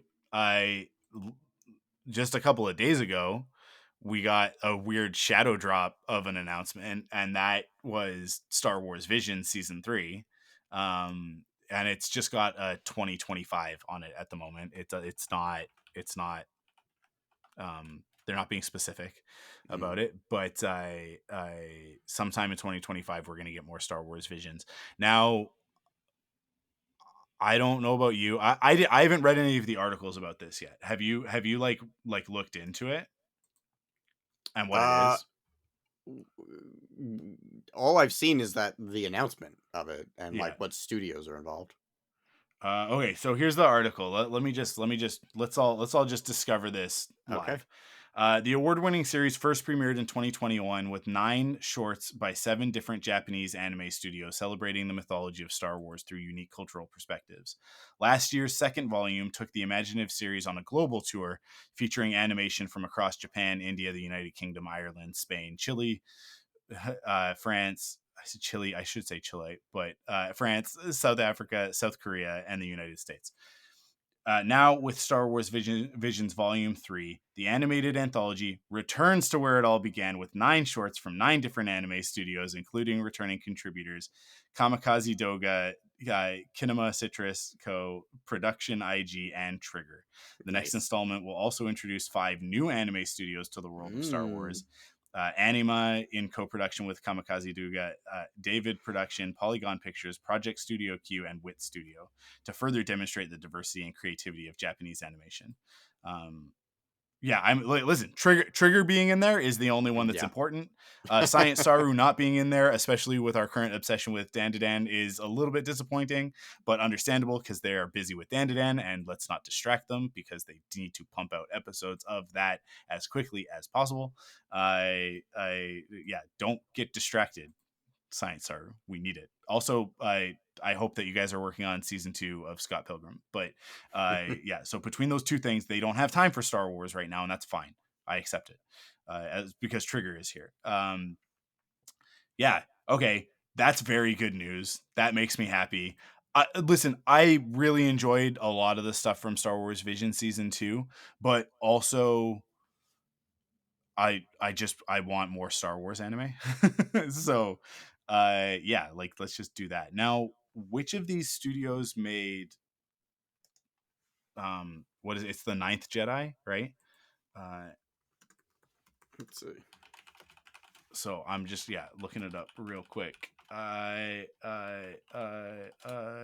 man, it takes so long to like figure out something as niche as like which one of these animation studios made this one anime segment. Production IG. Okay, so they're back. That's one of the ones that's back. Which means that hopefully we get our second installment of that one. That'd be awesome. Of that story. What were the other returning ones? Yeah, so the returning studios are Kamikaze Duga, Dauga. Oh, okay, that's Ronin. Okay, yeah, obvious. Yeah, that's a no-brainer that we would get another Ronin because that was sort of like the flagship Visions production, right? Kinema Citrus Co. The Village Bride. Okay, perfect. Because that's my second favorite one. Production IG and Trigger. Jedi. Okay, yeah, Trigger did 2. They did the Twins, which Tina will be happy. Her first license sprint was doing the Twins, and the Elder. Okay, yeah. Cool. And then and then we're adding all of these other studios. Man, it's this is perfect. I'm down. Give us more. I'm excited of what we wanted from season 1. Because season 2 was really fun, but I just feel like it was very much all over the place. Season 1 was also kind of all over the place with a lot of different tones, but season 2 was like wildly all over the place. And I would like to see more of that type of stuff, but not under the Star Wars Visions moniker, if that makes sense. Mm-hmm. I'd love to see more of the like sort of, Wallace and Gromit style. That was my favorite one, I think, from season 2, but I would love to see more of that type of stuff. And it's great to bring in all of these other cultural backgrounds, but obviously as anime fans, it's like, it's okay. Yeah. Let's get back to basics, guys. I wouldn't be surprised if this ends up being like an alternating thing, cause that's just like production timelines, how that makes sense to work. But sorry, go ahead. I keep talking over you, stopping you from saying what you want to say. I mean, this show for me is Star Wars Tales, right? Yeah. Like anthology story, always a different story, like different storytellers, different characters. None of it's probably canon. It's just kind of all there for fun, just to enjoy the ride. Um, I'm just excited. I feel like it's 2000 again, and I'm waiting for like I'm hoping because like back then I don't think we had internet, um, and I would just like once a week I'd wander into my comic book shop and like Yeah. just go over to the Star Wars shelf and see is Star Wars Tales out, and every once in a while, once every like 6 weeks or whatever, it would be there when I went, and that would be it. This Yeah. is okay. This is Yeah. what I'm doing for the rest of the day. I'm reading this comic book 400 times for the rest of the day. And that's what Star Wars Visions is for me, man. It's just like the grab bag of, ooh, what are we gonna get this time? It's like a whole bunch of cool little stories. Volume 2 had a lot of good ones, man. I really liked what was it, Screecher's Reach. Yeah, that's a great one. That was a really good one. Yeah. I actually liked Spy Dancer. I thought that one was cool. The first one was cool. Sith was gorgeous. I feel like there was one other one. Oh, Journey to the Darkhead, the Dark Tower, dark something. Yeah, that was a neat one. I liked the art style on that one. That was a Korean studio, I think. I think so. Yeah, that's the one with like the girl who is like kind of discovering that she has force powers, sort of thing, right? I think so. Like there's sort of like a mining vibe, something like that. It's been so long since I watched them. Yeah. Yeah, I really liked that one as well, especially like the art style of that one. That because I don't think that would be surprising to anybody who looks at my art. It's like that. It's very much in line with the sort of thing that I like to draw. Better than me, but a little bit more on point than I tend to be. But yeah, you were thinking of Screecher's Reach. No, Screecher's Reach is the one about the ghost, isn't it? Oh yeah, I don't know what you're talking about from Journey to Dark, whatever. What's that? Is it? Let me look up Star Wars Visions too. Journey to Dark Head is very like anime inspired. Yeah. I need pictures of these. Oh, okay. Yeah, no. I am thinking of a different one. Okay. I'm thinking of Ao's song. I think that's what I'm thinking of. It's 3D. I was thinking of it as being 2D. Okay. That's so funny that I was thinking of it as 2D. That's the South African one. Okay. Yeah. I really liked that one. I really liked the style of that one. Yeah, I mean, yeah, there's really, really good stuff in season 2. I just found that it was a little bit it was just a little bit more all over the place. Yeah, it was a little unfocused. Yeah, but going back to, I really hope that those studios returning are continuing the stories that they started, that we're getting new installments from those. Mm-hmm. And not something else completely new. This is a topic that maybe we even could have just done as this episode instead, but something that we do definitely want to talk about in the future, and that we've sort of implied in the past. This idea that like this Disney era they keep giving us like breadcrumbs to things that they never follow up on. And it's really frustrating because they keep going like, oh, that didn't work, we got to try a new thing. And it's like, no, there's lots of stuff that you've done that has absolutely worked, that has like that the audience is all about. Like, I remember when Vision season 1 came out, and the biggest cry from everybody was, can we please get a feature film for The Ninth Jedi? Yeah. Like, whatever is going on there, whatever that established, we all want to see that full story. Like, it was like unanimous. People, like, a lot of people were like, Visions is great, I want to see more from all of this. But like, there was like a unified voice, at least in my echo chamber, of people being like, but if any of these deserves to get a feature film, it's Ninth Jedi, because whatever is going on there, whatever that was, is the beginning of something really, really special, right? And I think like people also felt very similar about Ronin. They felt similar about what's the one with the rabbit girl? Lapa and Ocha. Yeah. But like there were a couple of those things where it's like, Ronin especially, where it's like, well, there's a novel coming, right? Like we have stuff planned for this, and there's the Star Wars Visions manga that's like a continuous. I don't remember if that continues from one of the stories in volume 1 or if it's just its own thing, but it's very much like here's more so there's other stuff where they're like, yeah, here's you know lots of this other stuff is continuing, but there was something really cinematic, I think, about Ninth Jedi that really made it feel like a Star Wars, like the beginning of a Star Wars movie.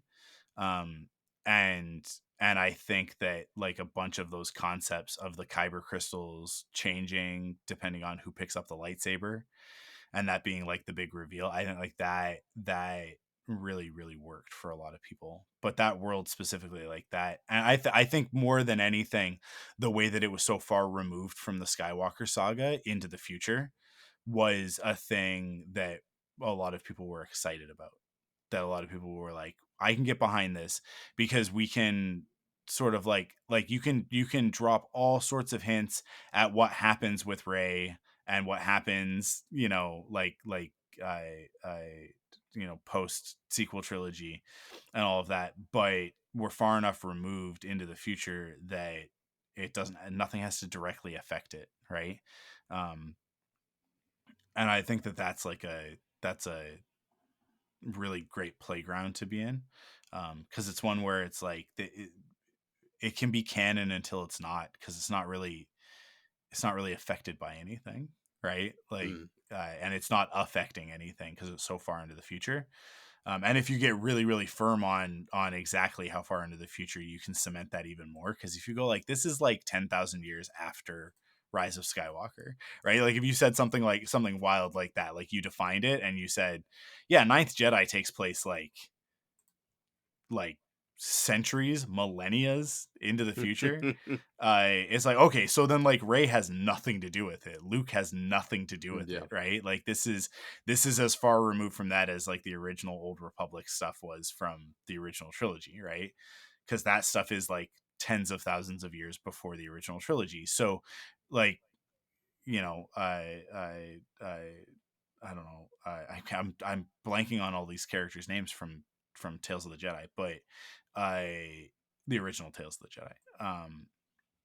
But you know what I'm talking Kel, about. Droma, and Yeah, like all those guys, right? Where yeah, it's like that stuff, as far as we know, all that stuff can still be canon, sure, right? yeah, Like it's like there's nothing so far that discounts any of it, because I think the furthest back character that we've gotten referenced is Bane, and Bane is thousands of years after yeah, that. yeah. Thousands of years after that. The only things that from Tales of the Jedi that have been retconned out of existence by the new canon is the stuff that was written into the original trilogy era, really like post Jedi era, after those comics came out, right? Because I what's his face, the bad guy from those, comes back in the Young Jedi Adventures stuff. Young Jedi Adventures is the show. The Jedi Academy stuff. The stuff with Jason and Jaina. Doesn't he come back in that, or does he come back in the Jedi Academy books? Like Man, I don't know. the the ones where, because he's in the Masasi Temple. That's all I know. Because Okay. I'd have to grab my Essential Chronology, because I haven't read those actual books. I've just read my Essential Chronology, which is where most of my EU knowledge comes from. But yeah, oh my god, his name is like on the tip of my tongue and it's driving me nuts. I just keep thinking Nar Shaddaa, but that's a planet. I oh, it's so close, but I'll never be able to Google it because it's like bad guy from Tales of the Jedi. I don't know. But yeah, my point being that like that stuff, if you remove it enough from everything, like then you can just riff, right? And you can make it its own thing. And so the idea of like, well, the kyber crystals behave differently than they do, it's like, well, no, they don't actually.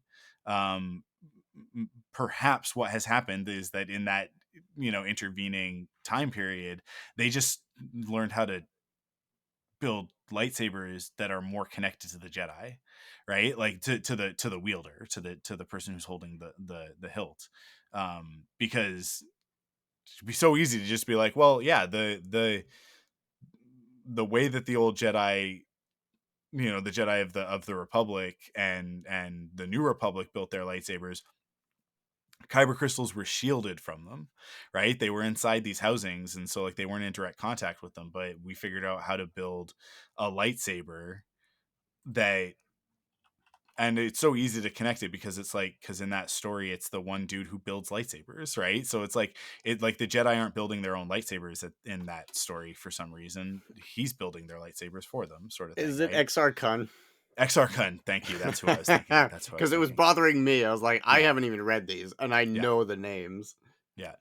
Freedon Nad, I think, is the other character that I'm thinking, because he's another bad guy from the Tales of the Jedi stuff. So that's where I was getting like Nar Shaddaa, Freedon Nad, XR Kun. My brain was just blending all of those together. Star Wars names are so silly. Right, it's just all pure nonsense. But yeah, like just, it's not hard. It's not hard to. It's not even a retcon, because you're not retconning anything. You're just filling in lore, right? Oh, sir, we in the time that we've been speaking, Star Wars Outlaws Wild Card Story Pack launch trailer. Oh, fantastic! We got a trailer for our first DLC story pack. Awesome. Yeah, I mean, like, I'm hoping we wrap this episode up and I can go play it for a little bit before I gotta get ready. I'm not asking you any questions. I don't want to derail. Yeah. Now we're both like, this episode is done. I have nothing to say. This podcast is over. That's it. We're done. Mace Windu walks in. Cool. Yeah, Star Wars Visions Season 3. I'm excited. Yeah, this is a good thing awesome. This is a good thing to have in our future. I'm hoping also that, for 2025, that we've got another Tales series coming. My expectation is that it'll be Tales of the Bounty Hunters. I think these alternate. I think we get Visions, and then the next year is Tales, and then Visions. Yeah, it's a good. Tales. That is a good. I think that's how it works. Good notion.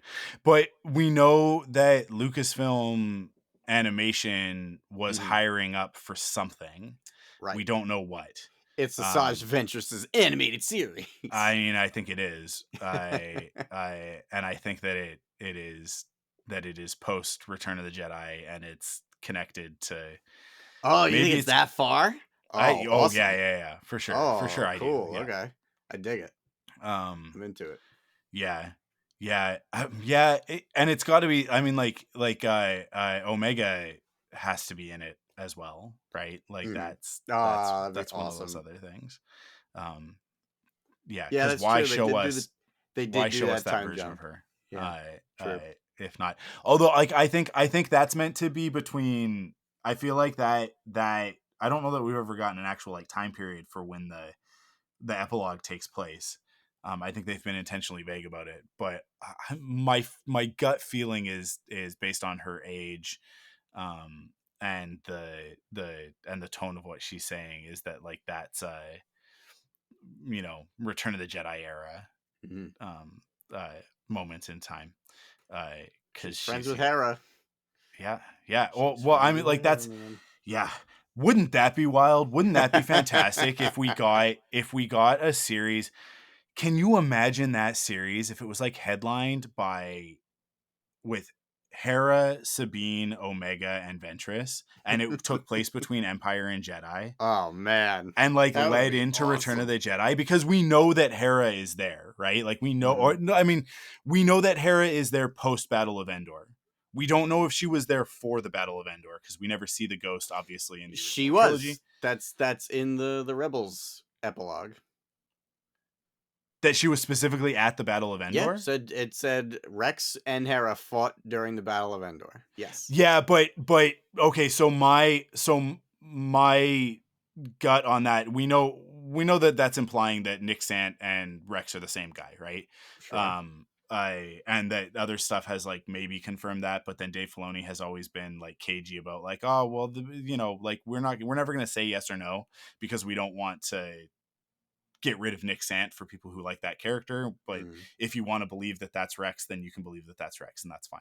Like that's sort of been his attitude, is like, I'm going to leave it up to you guys. Like whatever you want it to be is what it is, which I think is perfect. I think that's an awesome approach to Star Wars storytelling, which is like, yeah, if you want to watch Return of the Jedi and when he shows up, go like, that's Captain Rex. Guys, that's Rex right there. Then if that's something that is meaningful to you, then yeah, do it. It's like when Mark Hamill answers the question of whether or not Luke is gay, and he's like, if he's gay to you, then he's gay. Like there's nothing in the movies that says that he's not. So if that is meaningful for you, then absolutely he's gay. And it's like, and I just love Mark Hamill for saying that. Yeah, because I think that's how we should approach a lot of Star Wars lore. But I've always sort of been under the impression that it's like, yeah, she was still in the fight during the Battle of Endor, but that she wasn't specifically on Endor. I think if we ever get that story, that it'll be like, in order for the Battle of Endor to go off the way that it did, Hera and Sabine and Jason and others they had to do something else, right? And that's why they're not involved. That's why they're not on Home One, right? Like there has to be a reason. There has to be a reason. And I would love it. I would absolutely love it if we got a series that was building towards the Battle of Endor, and that like many Bothans died to bring us this information, and that they used that series to tell that story. Because obviously we've gotten that story in Shadows of the Empire, but that's no longer canon because of all of the garbage comic books that they've released. So it would be really cool for them to actually like canonize with an on-screen thing that's not the garbage comics. No offense to people who like the comics, but that's my opinion.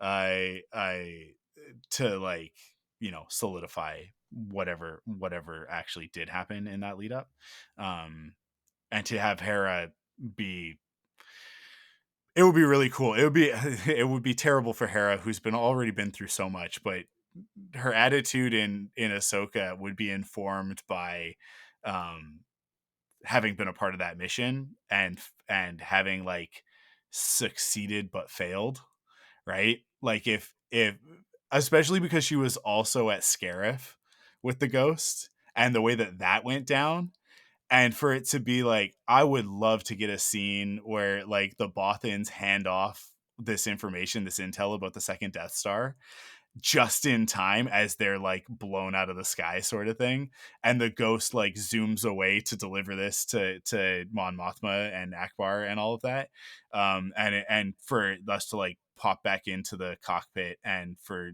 like Jason, who is young and innocent, to be like, we did it, we got it, we're gonna stop the Empire, right? And for Hera to be like, yeah, but how many more times can this happen, right? Like to just be so defeated.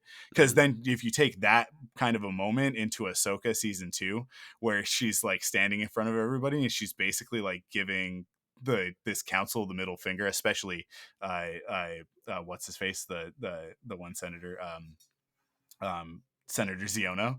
Was that giving him the finger. Dad or something? It's Kaz's dad. Okay. Yeah, man, it would be so great. It would be so great to have to connect those dots. It would also be great to do something in the sequel era, post Star Wars Resistance and Rise of Skywalker, that has Hera and that brings Kaz into it, because I would love to see those two characters on screen together. Because Kaz is so different from his dad, right? Like he's almost like the polar opposite in terms of personality. So for her to have like this major hang up with Senator Ziono, and then to like discover that Kaz is actually like the polar opposite, and a hero of the New Republic and all of that, and the Resistance, would be great. But all of that to say, we're not going on any more tangents, because we need to watch this. Because we need to watch this trailer and then go play the DLC. I don't even think I need to watch the trailer. Is it out today? When is it out? It's out. It's out today. Oh, no way! Yeah, we can go play it after this, Joe. Yeah, well, you can go play it. I have some work to do, but I have work to do. But listen, I'm gonna pull up what is it? Uplay, whatever it's called, Ubisoft Connect, and just let it update. Yeah. Go for it. Okay. There is some stuff that is on here. We talked about the new trilogy. We didn't talk about the Simon Kinberg connection. I know you are very skeptical, and I understand why, and you have every right to be. Simon Kinberg was an executive producer on Star Wars Rebels for all 4 seasons, and so that to me is like that's his main connection into Star Wars. And you guys know that I love Star Wars Rebels, so I obviously we're not going to see these movies in 2025, but I think that we're going to hear about these movies at Star Wars Celebration in Japan, and that Kinberg will come out and talk about them and what they have planned and why things have changed as much as they have from it being the Rey movie and now it being a new trilogy and all of that. Obviously, none of this is confirmed. This is coming from a report via I think if I remember right, Deadline. I but I they like Deadline's usually pretty good about this stuff. They're usually pretty on point. So I believe this. I believe that this is what's happening. Now Kinberg also is responsible for a bunch of the X-Men stuff and wrote Dark Phoenix apparently. Says somebody I saw online, they said, I didn't look into it and see like exactly what that means because it might be story by Simon Kinberg and then somebody else wrote it, right? Like it's somebody, and then you look at that person's IMDb and you're like, oh, this makes a lot of sense because all they wrote was trash. Like when you find out who wrote Rise of Skywalker and you're like, oh, they're also responsible for Justice League and Batman v Superman. This makes sense. They're just ruining all of the things that I love.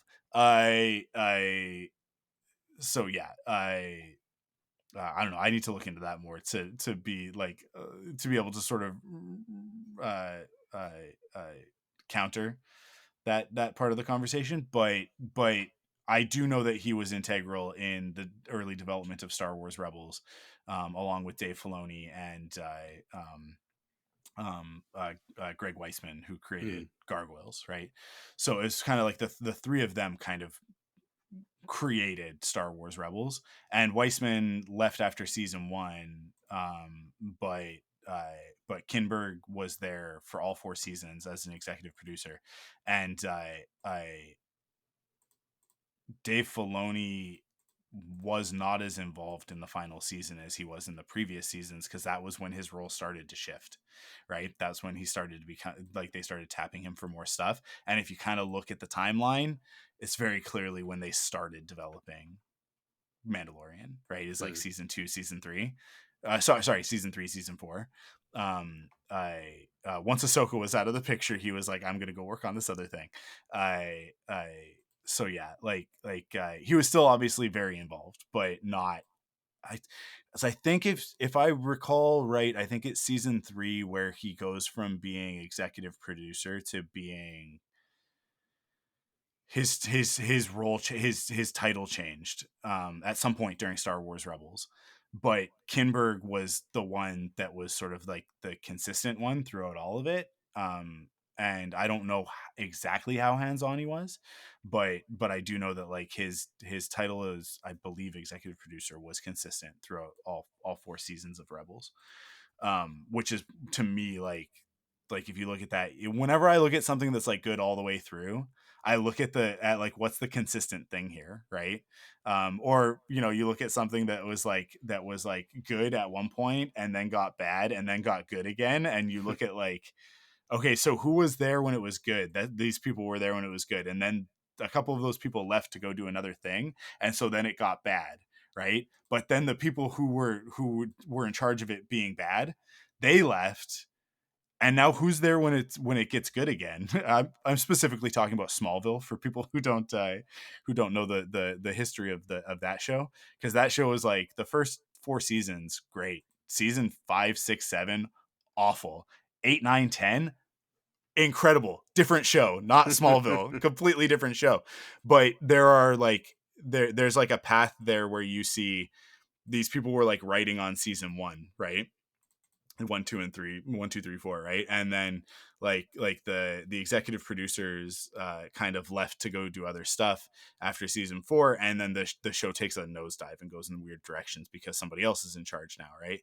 And then those people leave, and these people who were previously like writing on the early seasons are now in charge of the show because everybody else has left. So and it's been 8 years, so like their careers have progressed, and now they're executive producers, and all of a sudden like season 8, 9, and 10 of Smallville really turns into like a Lois and Clark show in Metropolis. They're not really in Smallville anymore, and he's basically Superman. He just doesn't put on the outfit. And Green Arrow is a lead character, and like it, it takes on a whole different attitude. But then you look at like what was consistent about the stuff that was good early on and the stuff that was good later, and it's like, okay, these people were there, right? And I look at Kinberg with Rebels, and I see like, okay, you were there all the way throughout. There's a couple of writers as well that are there all the way throughout, and some of the art direction team, like Amy Beth Christensen, that's there all the way through, that keep it consistent and that contribute to it being really good. So I look at that and I go, Kinberg executive producing and quote unquote writing these movies is a good thing right now.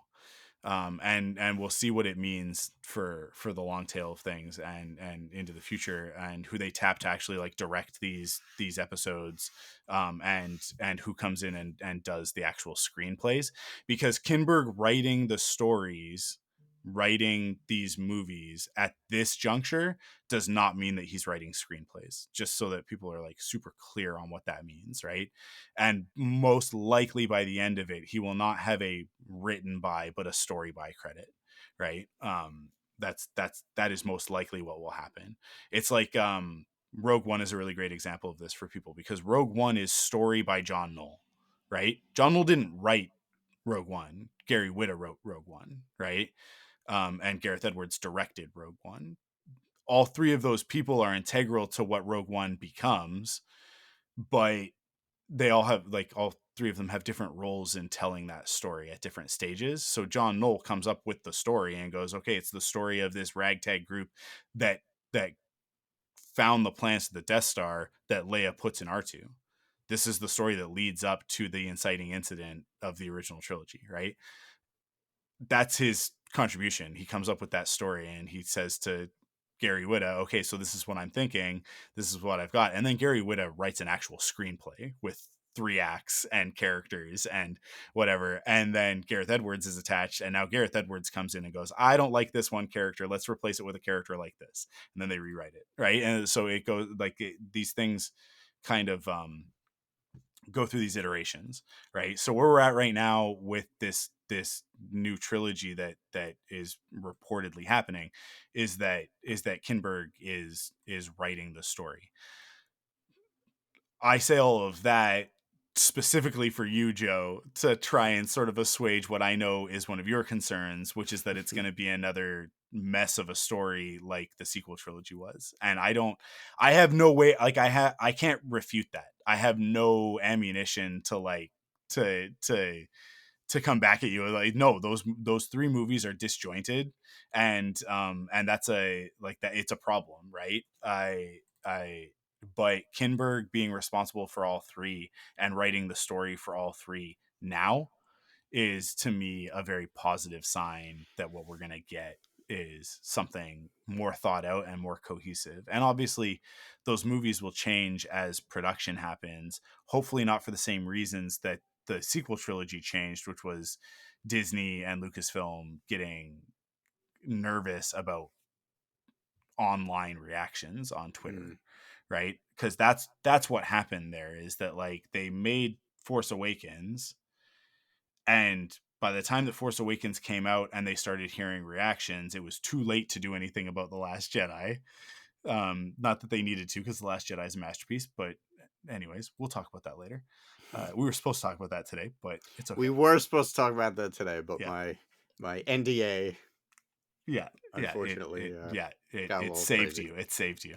Yeah. I don't know, man. I am running on fumes right now. I kind of would have rather have finished that novel. Yeah. Last Jedi comes out, and some of us love it and some of us hate it, but most certainly the KGB decided that everybody should hate it, and I look it up. It's real. I'm not making up things. That's real. I So the nonsense that happens on the internet really, really kicks up at that point. We go beyond just saying that Rey is a Mary Sue, which is obviously problematic to be talking about, but is not as incendiary as the things that start getting said about The Last Jedi. And that happens, and in the wake of that, Lucasfilm and Disney don't know what to do about Solo, and they don't know what to do about uh, Episode 9. And then Colin Trevorrow hands in an absolutely horrendous script and says, "This is the movie that I'm going to make," and Lucasfilm has to make a basically a game day decision right before this movie is supposed to go into production. And they've got everybody lined up, and if you know how this stuff works, man, it's such a nightmare, because it's there's no avoiding this, right? When actors sign on for these franchises, they sign on for multi-picture deals, and especially when it's something like Star Wars and it's a trilogy and we have release dates that we need to hit, and it's like, the reason why those release dates need to get hit is not so much for the release dates. Release dates can shift. That's not a big deal.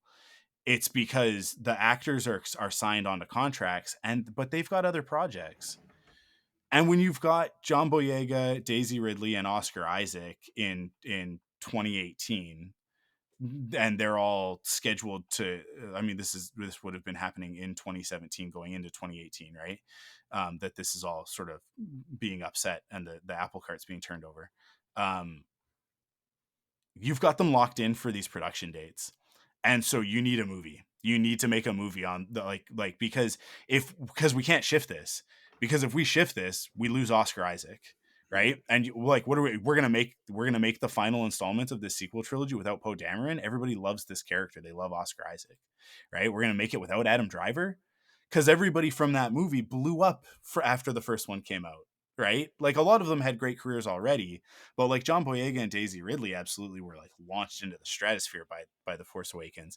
Adam Driver's career was taken from like sort of like high speed cruise control to like rocket powered, and same with Oscar Isaac. Like, the two of them became two of the biggest stars in Hollywood after they were in Star Wars. Because all of a sudden everybody went back and looked at these movies and shows that they had done before with new eyes, and this whole new audience started looking at these two actors, and it's like, Jesus, these guys are real good. They've made some really good things, and so all of a sudden now they're in all of these other really good things, and directors that actors dream of working with are putting them in their films and stuff, and their careers go crazy. So then you get to Episode 9, and it's like, we got to make this movie when we're scheduled to make this movie. Get JJ Abrams in here and get somebody who can crank out a script, and that's where what's his face, his name's not coming to mind, and I'm not even going to try because he doesn't deserve it, but you know who I'm talking about, that ruined Episode 9, because it was him. He in the same way that he ruined Batman and Superman. He ruined Star Wars. So yeah, it's kind of the nature of the beast, and it's not to say that this is impossible with another trilogy. As a matter of fact, it's likely with another trilogy that we run into similar, scheduling based conundrums that end up affecting how good the story is. But I think with a steady hand as an executive producer, I think, here's how I'll put it. Kinberg has an opportunity with this trilogy to do what Feige did after Iron Man was a massive success, right? Feige was already in that position before Iron Man, but Iron Man comes out and blows everybody out of the water, and at that point they've already got the plan for the MCU, right? Because obviously Incredible Hulk comes out 2 months later, right? But it was Feige who's then like, we need to get RDJ in here, and we need to film a scene so that it is implicit. We need to be really clear that this movie and the post-credit scene from Iron Man are connected, right? So like we're gonna have a through line through these things. Like Kinberg has the same opportunity here to be the same thing for Star Wars, which I think everybody wants that to be Filoni. They say that, oh, it should be like Dave Filoni should be blah blah blah. He shouldn't. Dave Filoni is an animator. Okay. Dave Filoni is an animator. I think the last couple of years have shown that Jon Favreau, a pretty good director, sometimes a decent writer, occasionally an okay performer, like actor, right?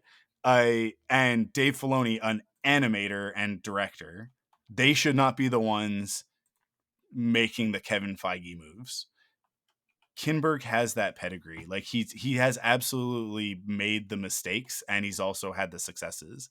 Because a lot of the stuff that's great about the X-Men franchise is Kinberg, and a lot of the stuff that's bad is also Kinberg. But if he can take those lessons learned from X-Men and you know, guidance from other people who've also been making some maybe missteps with franchises lately, he has the opportunity to come in with Star Wars and establish something that is cohesive and building towards something, and has like, I think as long as they know how this new trilogy ends and everything works towards getting you there, as opposed to making up that ending quite literally weeks before the movie comes out, I think that we'll be in much better shape, right? I think Kinberg can do it. I think I that hope so. I think he's a good person to do it. So I think you're confusing what my actual concern is. I mean, yes, obviously, I don't want to repeat it last time. yeah. I'm concerned this film is not going to come out at all. This trilogy, because okay, that's your main concern, is that there it's are like more things announced yeah. than films that have been released. Yeah. So I just don't. I'm just tired of that happening. I'm tired of them announcing these things years before they've even started production on any of this stuff, and then it just fades away like a fart in the wind, and I'm just tired of that happening. So because like, look, I don't love the sequel trilogy. I love every single actor in those movies. Those actors did their job, right? Like, they got the assignment and they did everything they could with what they were given. I want more of those characters. I enjoyed those characters. I did not enjoy the plot or the story. I felt like a lot of those characters didn't have anything to do. I felt like a lot of the growth that I hoped for in my main characters was not there. And I want to, I am in the camp of people that boo the sequel trilogy because I wanted to cheer, not because I just want to. Oh, it sucks, is stupid. Yeah.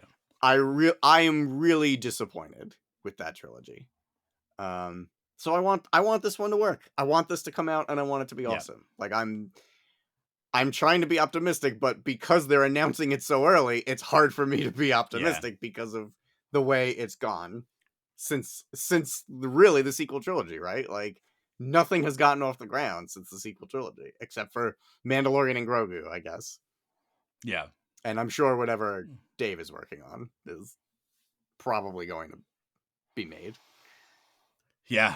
Man, but that's such a diminishing returns prospect, right? Like, I think like that's my thing with the Dave stuff, is that like every project that comes out, I say this on the eve of Skeleton Crew, which as excited as I am about it, obviously, like, this is the thing for Skeleton Crew, is that they've been really like, oh, this is connected to the Mandoverse, this Dave Filoni, right? And that last trailer opens up with like, from the people who brought you, like the creatives who brought you the Mandalorian and like, and Spider-Man, basically, right, is what they're saying. And it's like, I don't think that Dave and John had much to do with Skeleton Crew. Not that they didn't have input and that their input wasn't welcome. If you listen to the roundtable, it obviously was there, and they were involved. But I think, because by virtue of the fact that John Watts is as solid a storyteller as he is, and came in, he tells the story in the roundtable, in this filmmaker roundtable, of like, they were on No Way Home. And obviously Jon Favreau is in that film, right? And that's when they started talking about it, and John Watts pitched the story to Jon Favreau, and John was like, yeah, do you want to make it? Like, do you want, like, I'll produce it. Like, I don't know if you know this, but I'm kind of a big deal over at Lucasfilm right now.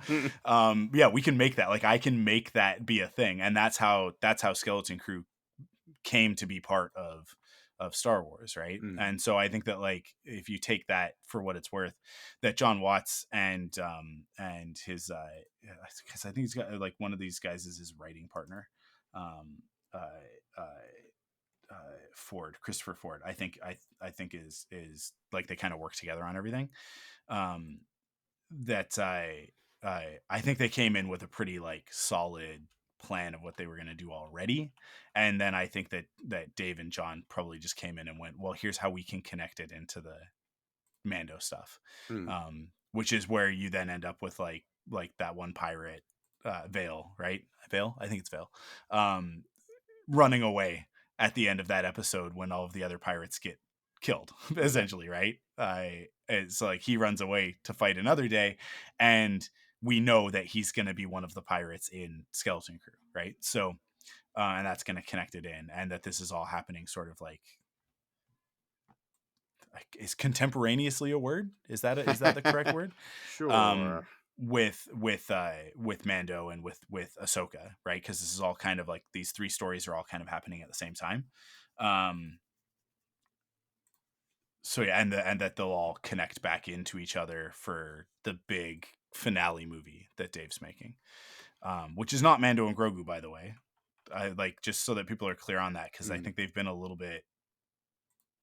I don't think the communication has been solid on that, because it was like, oh yeah, Dave's gonna make a big movie that's like the what we all kind of refer to as Heir to the Empire, right? That, like, that's, I think, our expectation is that it's going to be the big conflict with Thrawn, that Ahsoka sort of brings in, but that was introduced via Mando.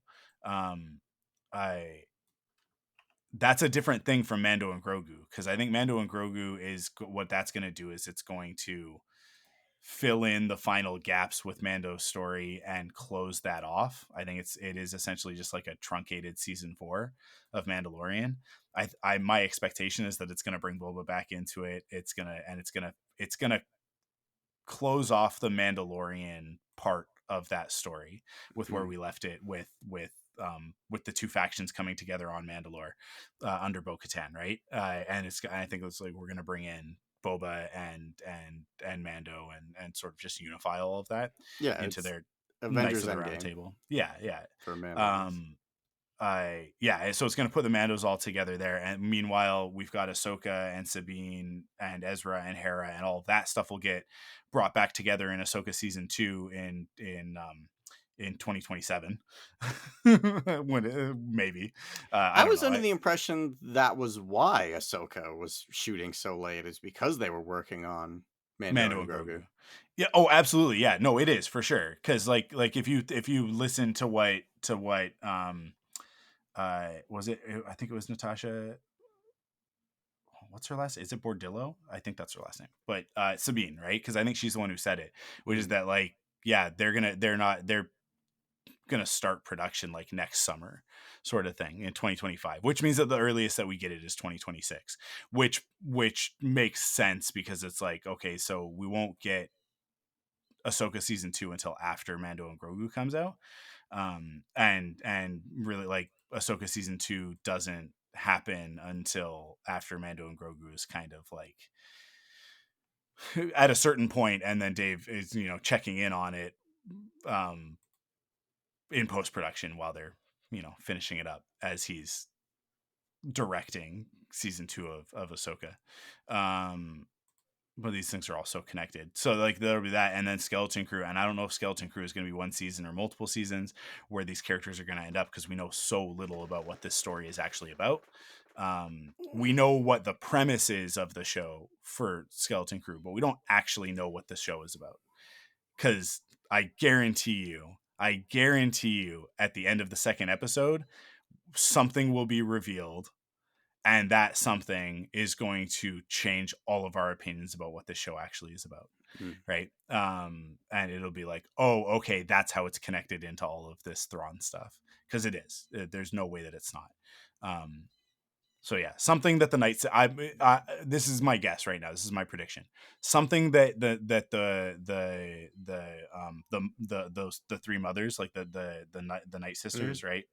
Something that they're after is something that the Skeleton Crew characters have, or will have by the end of the story, right? Whatever treasure they're hunting, they think it's a treasure, but it's actually like this Night Sister artifact that Thrawn wants in order to do his next thing. Yeah, there will be something at the end of that second episode where we all go. It'll be something from like the Thrawn trilogy, right? Oh, so it's something you think we'll like recognize. It'll be like it'll be like a Salamari or something like that, right? Like it'll be something that everybody goes oh shit. You know what? It could be as simple as like, here's the pirates, and they've been really putting Brutus at the front of it, and for good reason, because it's a fucking awesome design. There's our explicit tag for this episode. I almost said fuck earlier, but now I've said it twice. There's our explicit tag. Brutus is such a great design. He is my number one Glup Shido at the moment. I love that character so much, and I know nothing about him. I think that he is a red herring. I think one of two things is going to happen. We are going to learn that the pirates are being led by Talon Card. And he's a separate character. Or I will put this right now, Jude Law is Talon Card.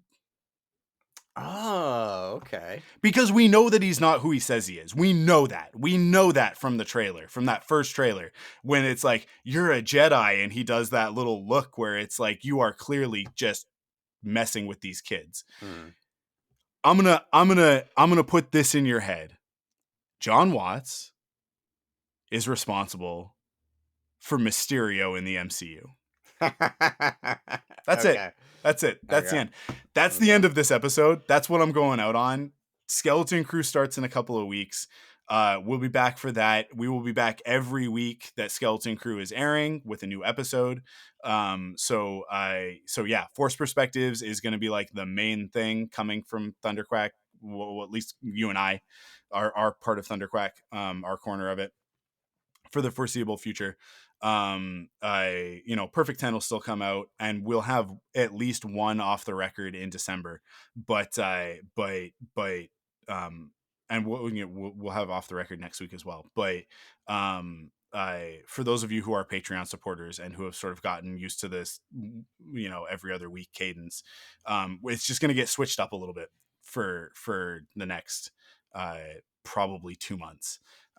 Where it will be way more focused on Skeleton Crew as that's airing, and then when that's done, we'll go back to our regular cadence. But and it'll sync up nicely because the beginning of January is the 10th anniversary of ThunderQuack. So yeah, I've got some stuff planned for that I'll be working on in December, and that's the main reason for why Off the Record it's going to kind of take a bit of a pause, because I got to get all that stuff ready for January. And we'll have 2 episodes of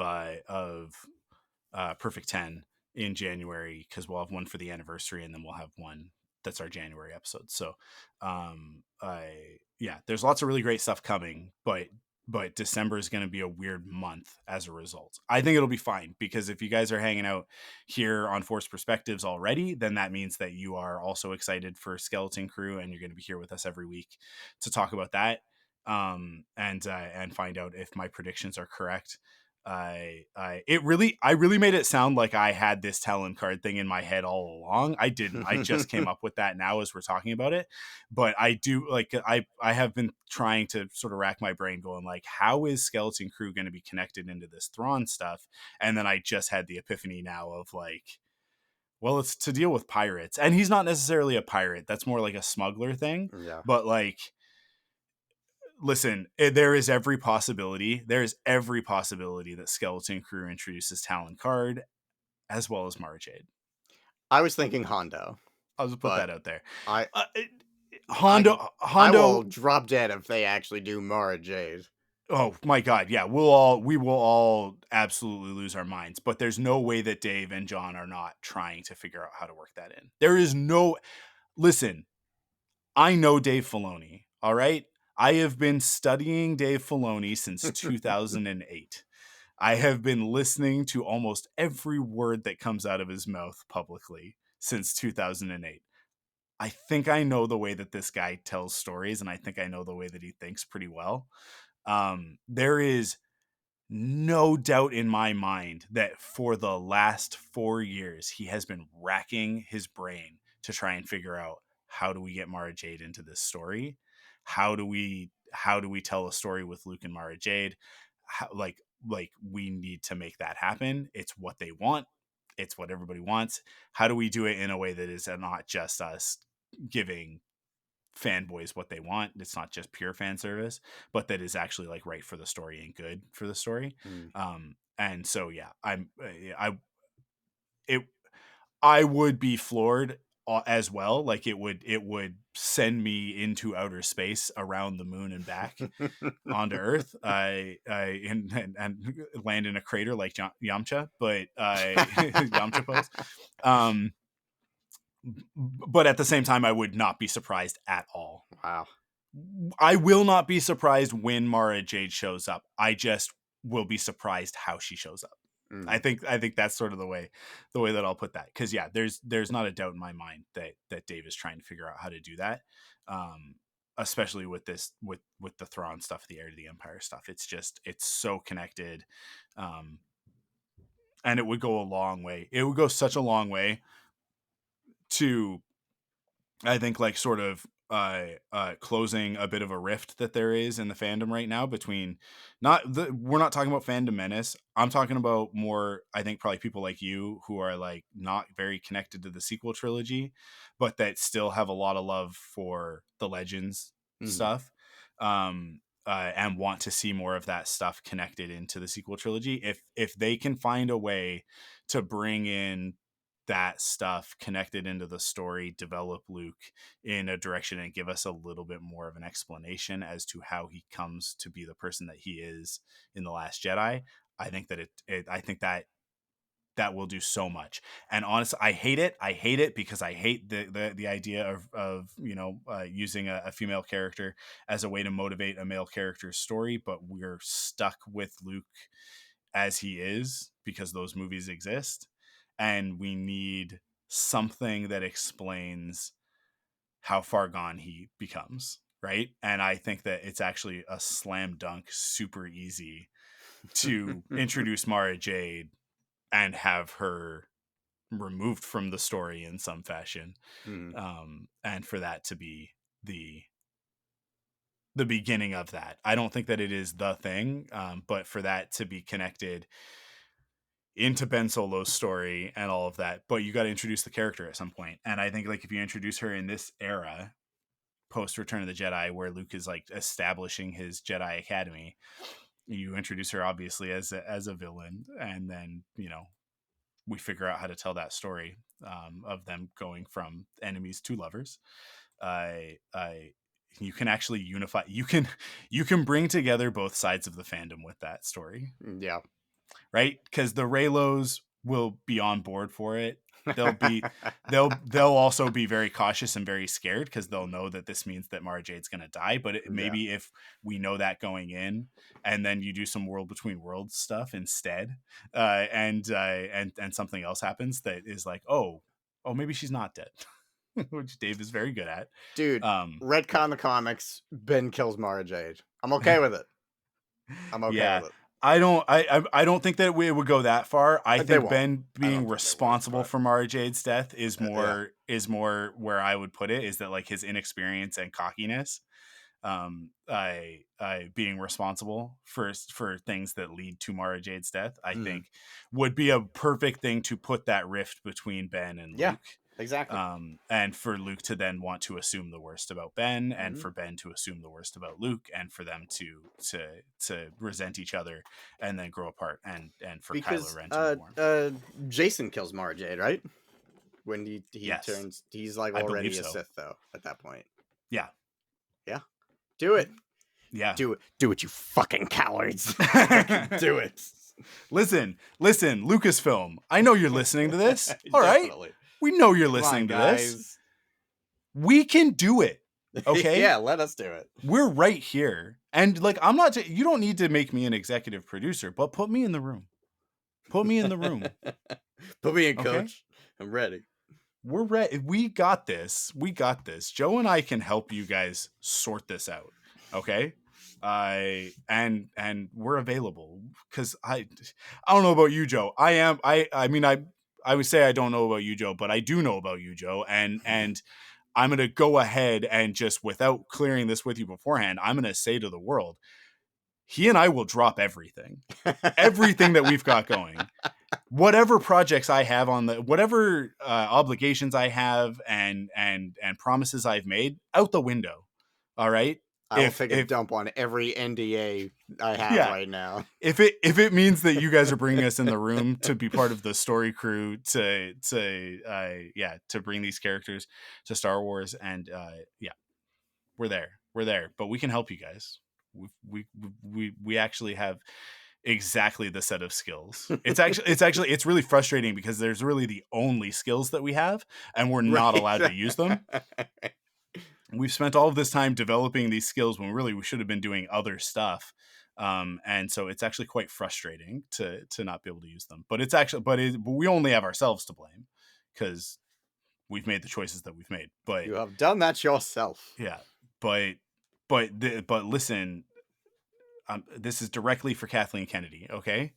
And I know you're listening to this. It's absurd. Kathy, you have the opportunity to really do a great thing and change the lives of two very deserving white guys. Okay. Now the episode's definitely done. Yeah. And I know, listen, in more ways than one. Tim, you don't need to say anything on the Discord. All right. Like, I'm not joking, Tim. Do it, Tim. I will ban you for a week. I will ban you for a week. All right? Tim, it's worth it. Tim, do it. Okay. On that note, come hang out with us on Discord because we got the best Discord on the internet. Everybody as far as I'm concerned. Awesome on there. Our Discord's so great. Cool people only. So, like, if you're not a cool person, don't come to the Discord. Obviously, because we got the vibe down right now, and it's so good. But the people that are in our Discord, all like 10 of us, it's the coolest people. It's the best. We have the best like comic shop vibe. Like it is such a like after hours comic book store vibe in the Discord. So come hang out with us, thunderquack.com/discord to grab the invite and join our server. And Patreon is also a great place to come hang out because we've got everybody cool in the Discord is also on the Patreon. I'll just say that, like, that's the way it is.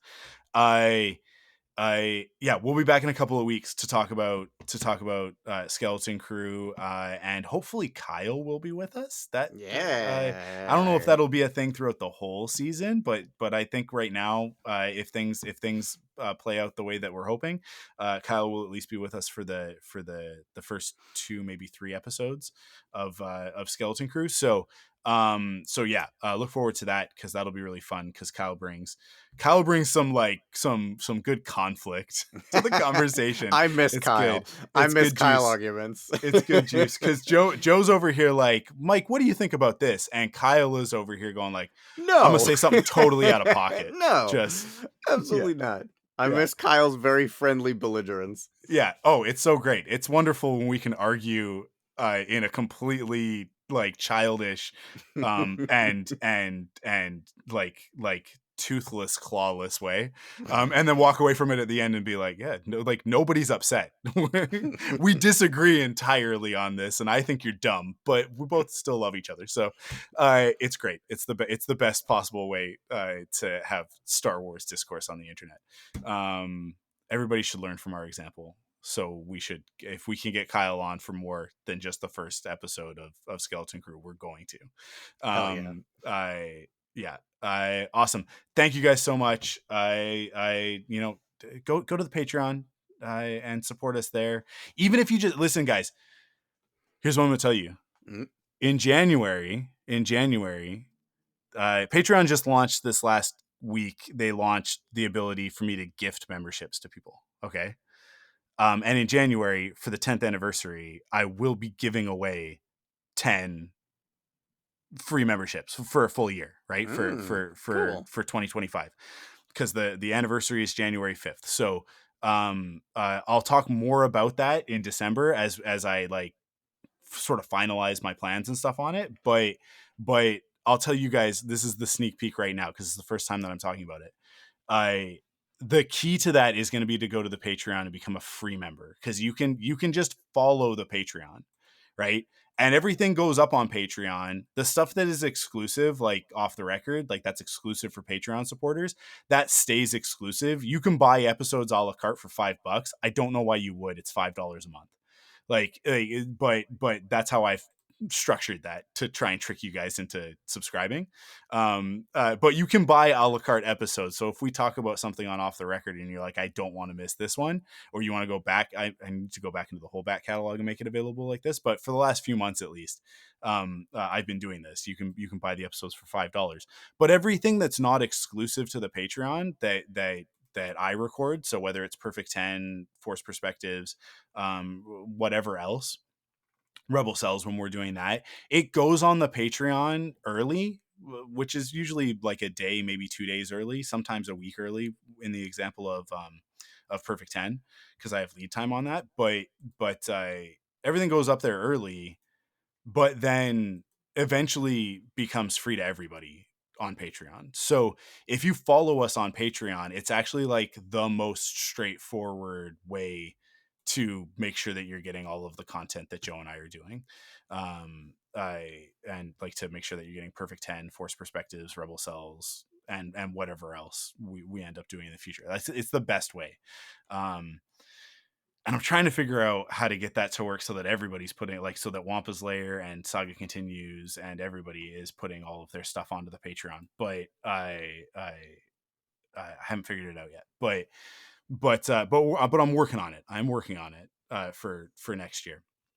So go and become a free member. You don't have to subscribe. It doesn't cost you anything. You just have to create a Patreon account. Most of you probably already have Patreon accounts from another Patreon that you are either subscribed to or have, like, you've been subscribed to something. So just go there and just give us the free follow. You don't even, from that point forward, you don't have to do anything. You can turn off email notifications. I don't care. That number going up makes us, like, it's algorithm stuff, right? So like, just go follow us there. But I will say, like, those are the people that are gonna get the 10 free subscriptions for 2025. So okay, cool. So go over, follow us on Patreon. And I wasn't planning on talking about this, obviously, but because I'm not like practiced and I don't have all the details yet. but it's, I mean, I'm keeping it as simple as possible, because it's really easy to grab free members and just go, here's a free sub. So yeah, you can also, if you are already a subscriber and you have a friend that you think would be into ThunderQuack, but you haven't been able to get them to join us in the insanity, I members, I think anybody with a Patreon account now has the ability to gift a subscription to another person. So I can do it, but so can you guys. So if it's Christmas coming up, and if there's somebody who you think would benefit from whatever the hell this is that we're doing right now, I in their ear holes, you just want them to, like, if you've got somebody who needs to be radicalized towards proper Star Wars fandom, and away from like the nonsense Star Wars fandom, then the most surefire way to do that, I think, is to gift them a ThunderQuack Patreon subscription. And I'm certainly not saying any of this as like a self-serving thing to like build up the Patreon and get more money from you guys. that's not my motivation here. It is my motivation here, but I just so that we can keep making more stuff, right? Yeah. Like that's the thing. So, yeah, tons of stuff planned for the next couple of months, but if you're here on Force Perspectives, you are already basically locked in for the majority of that content, because it's going to be Skeleton Crew, and Skeleton Crew is not going to be early release. It's going to be up for everybody as soon as it can be, because it's time sensitive. We want to have those reviews out as soon as possible, but that's it. That is now it for this episode. I swear to God, Tim, keep your mouth shut. Don't do it, Tim. I'm counting on you. You're on such thin ice already with the things that you've been saying about that Pokemon episode. You are so close, Tim. You're so close. That's it for this episode. Thank you guys for hanging out with us, and we will catch you in a couple of weeks for the premiere. I'm so excited about this, Joe. I'm so excited. I got tingles talking about it. For the premiere of Skeleton Crew. We will see you guys then. Follow Force Perspectives on Twitter, Instagram, and Facebook at ForcePOV. And join us on Discord at thunderquack.com/Discord.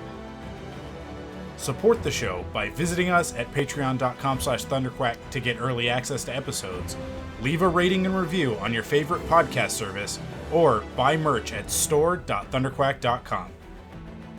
Force Perspectives is a part of the ThunderQuack Podcast Network.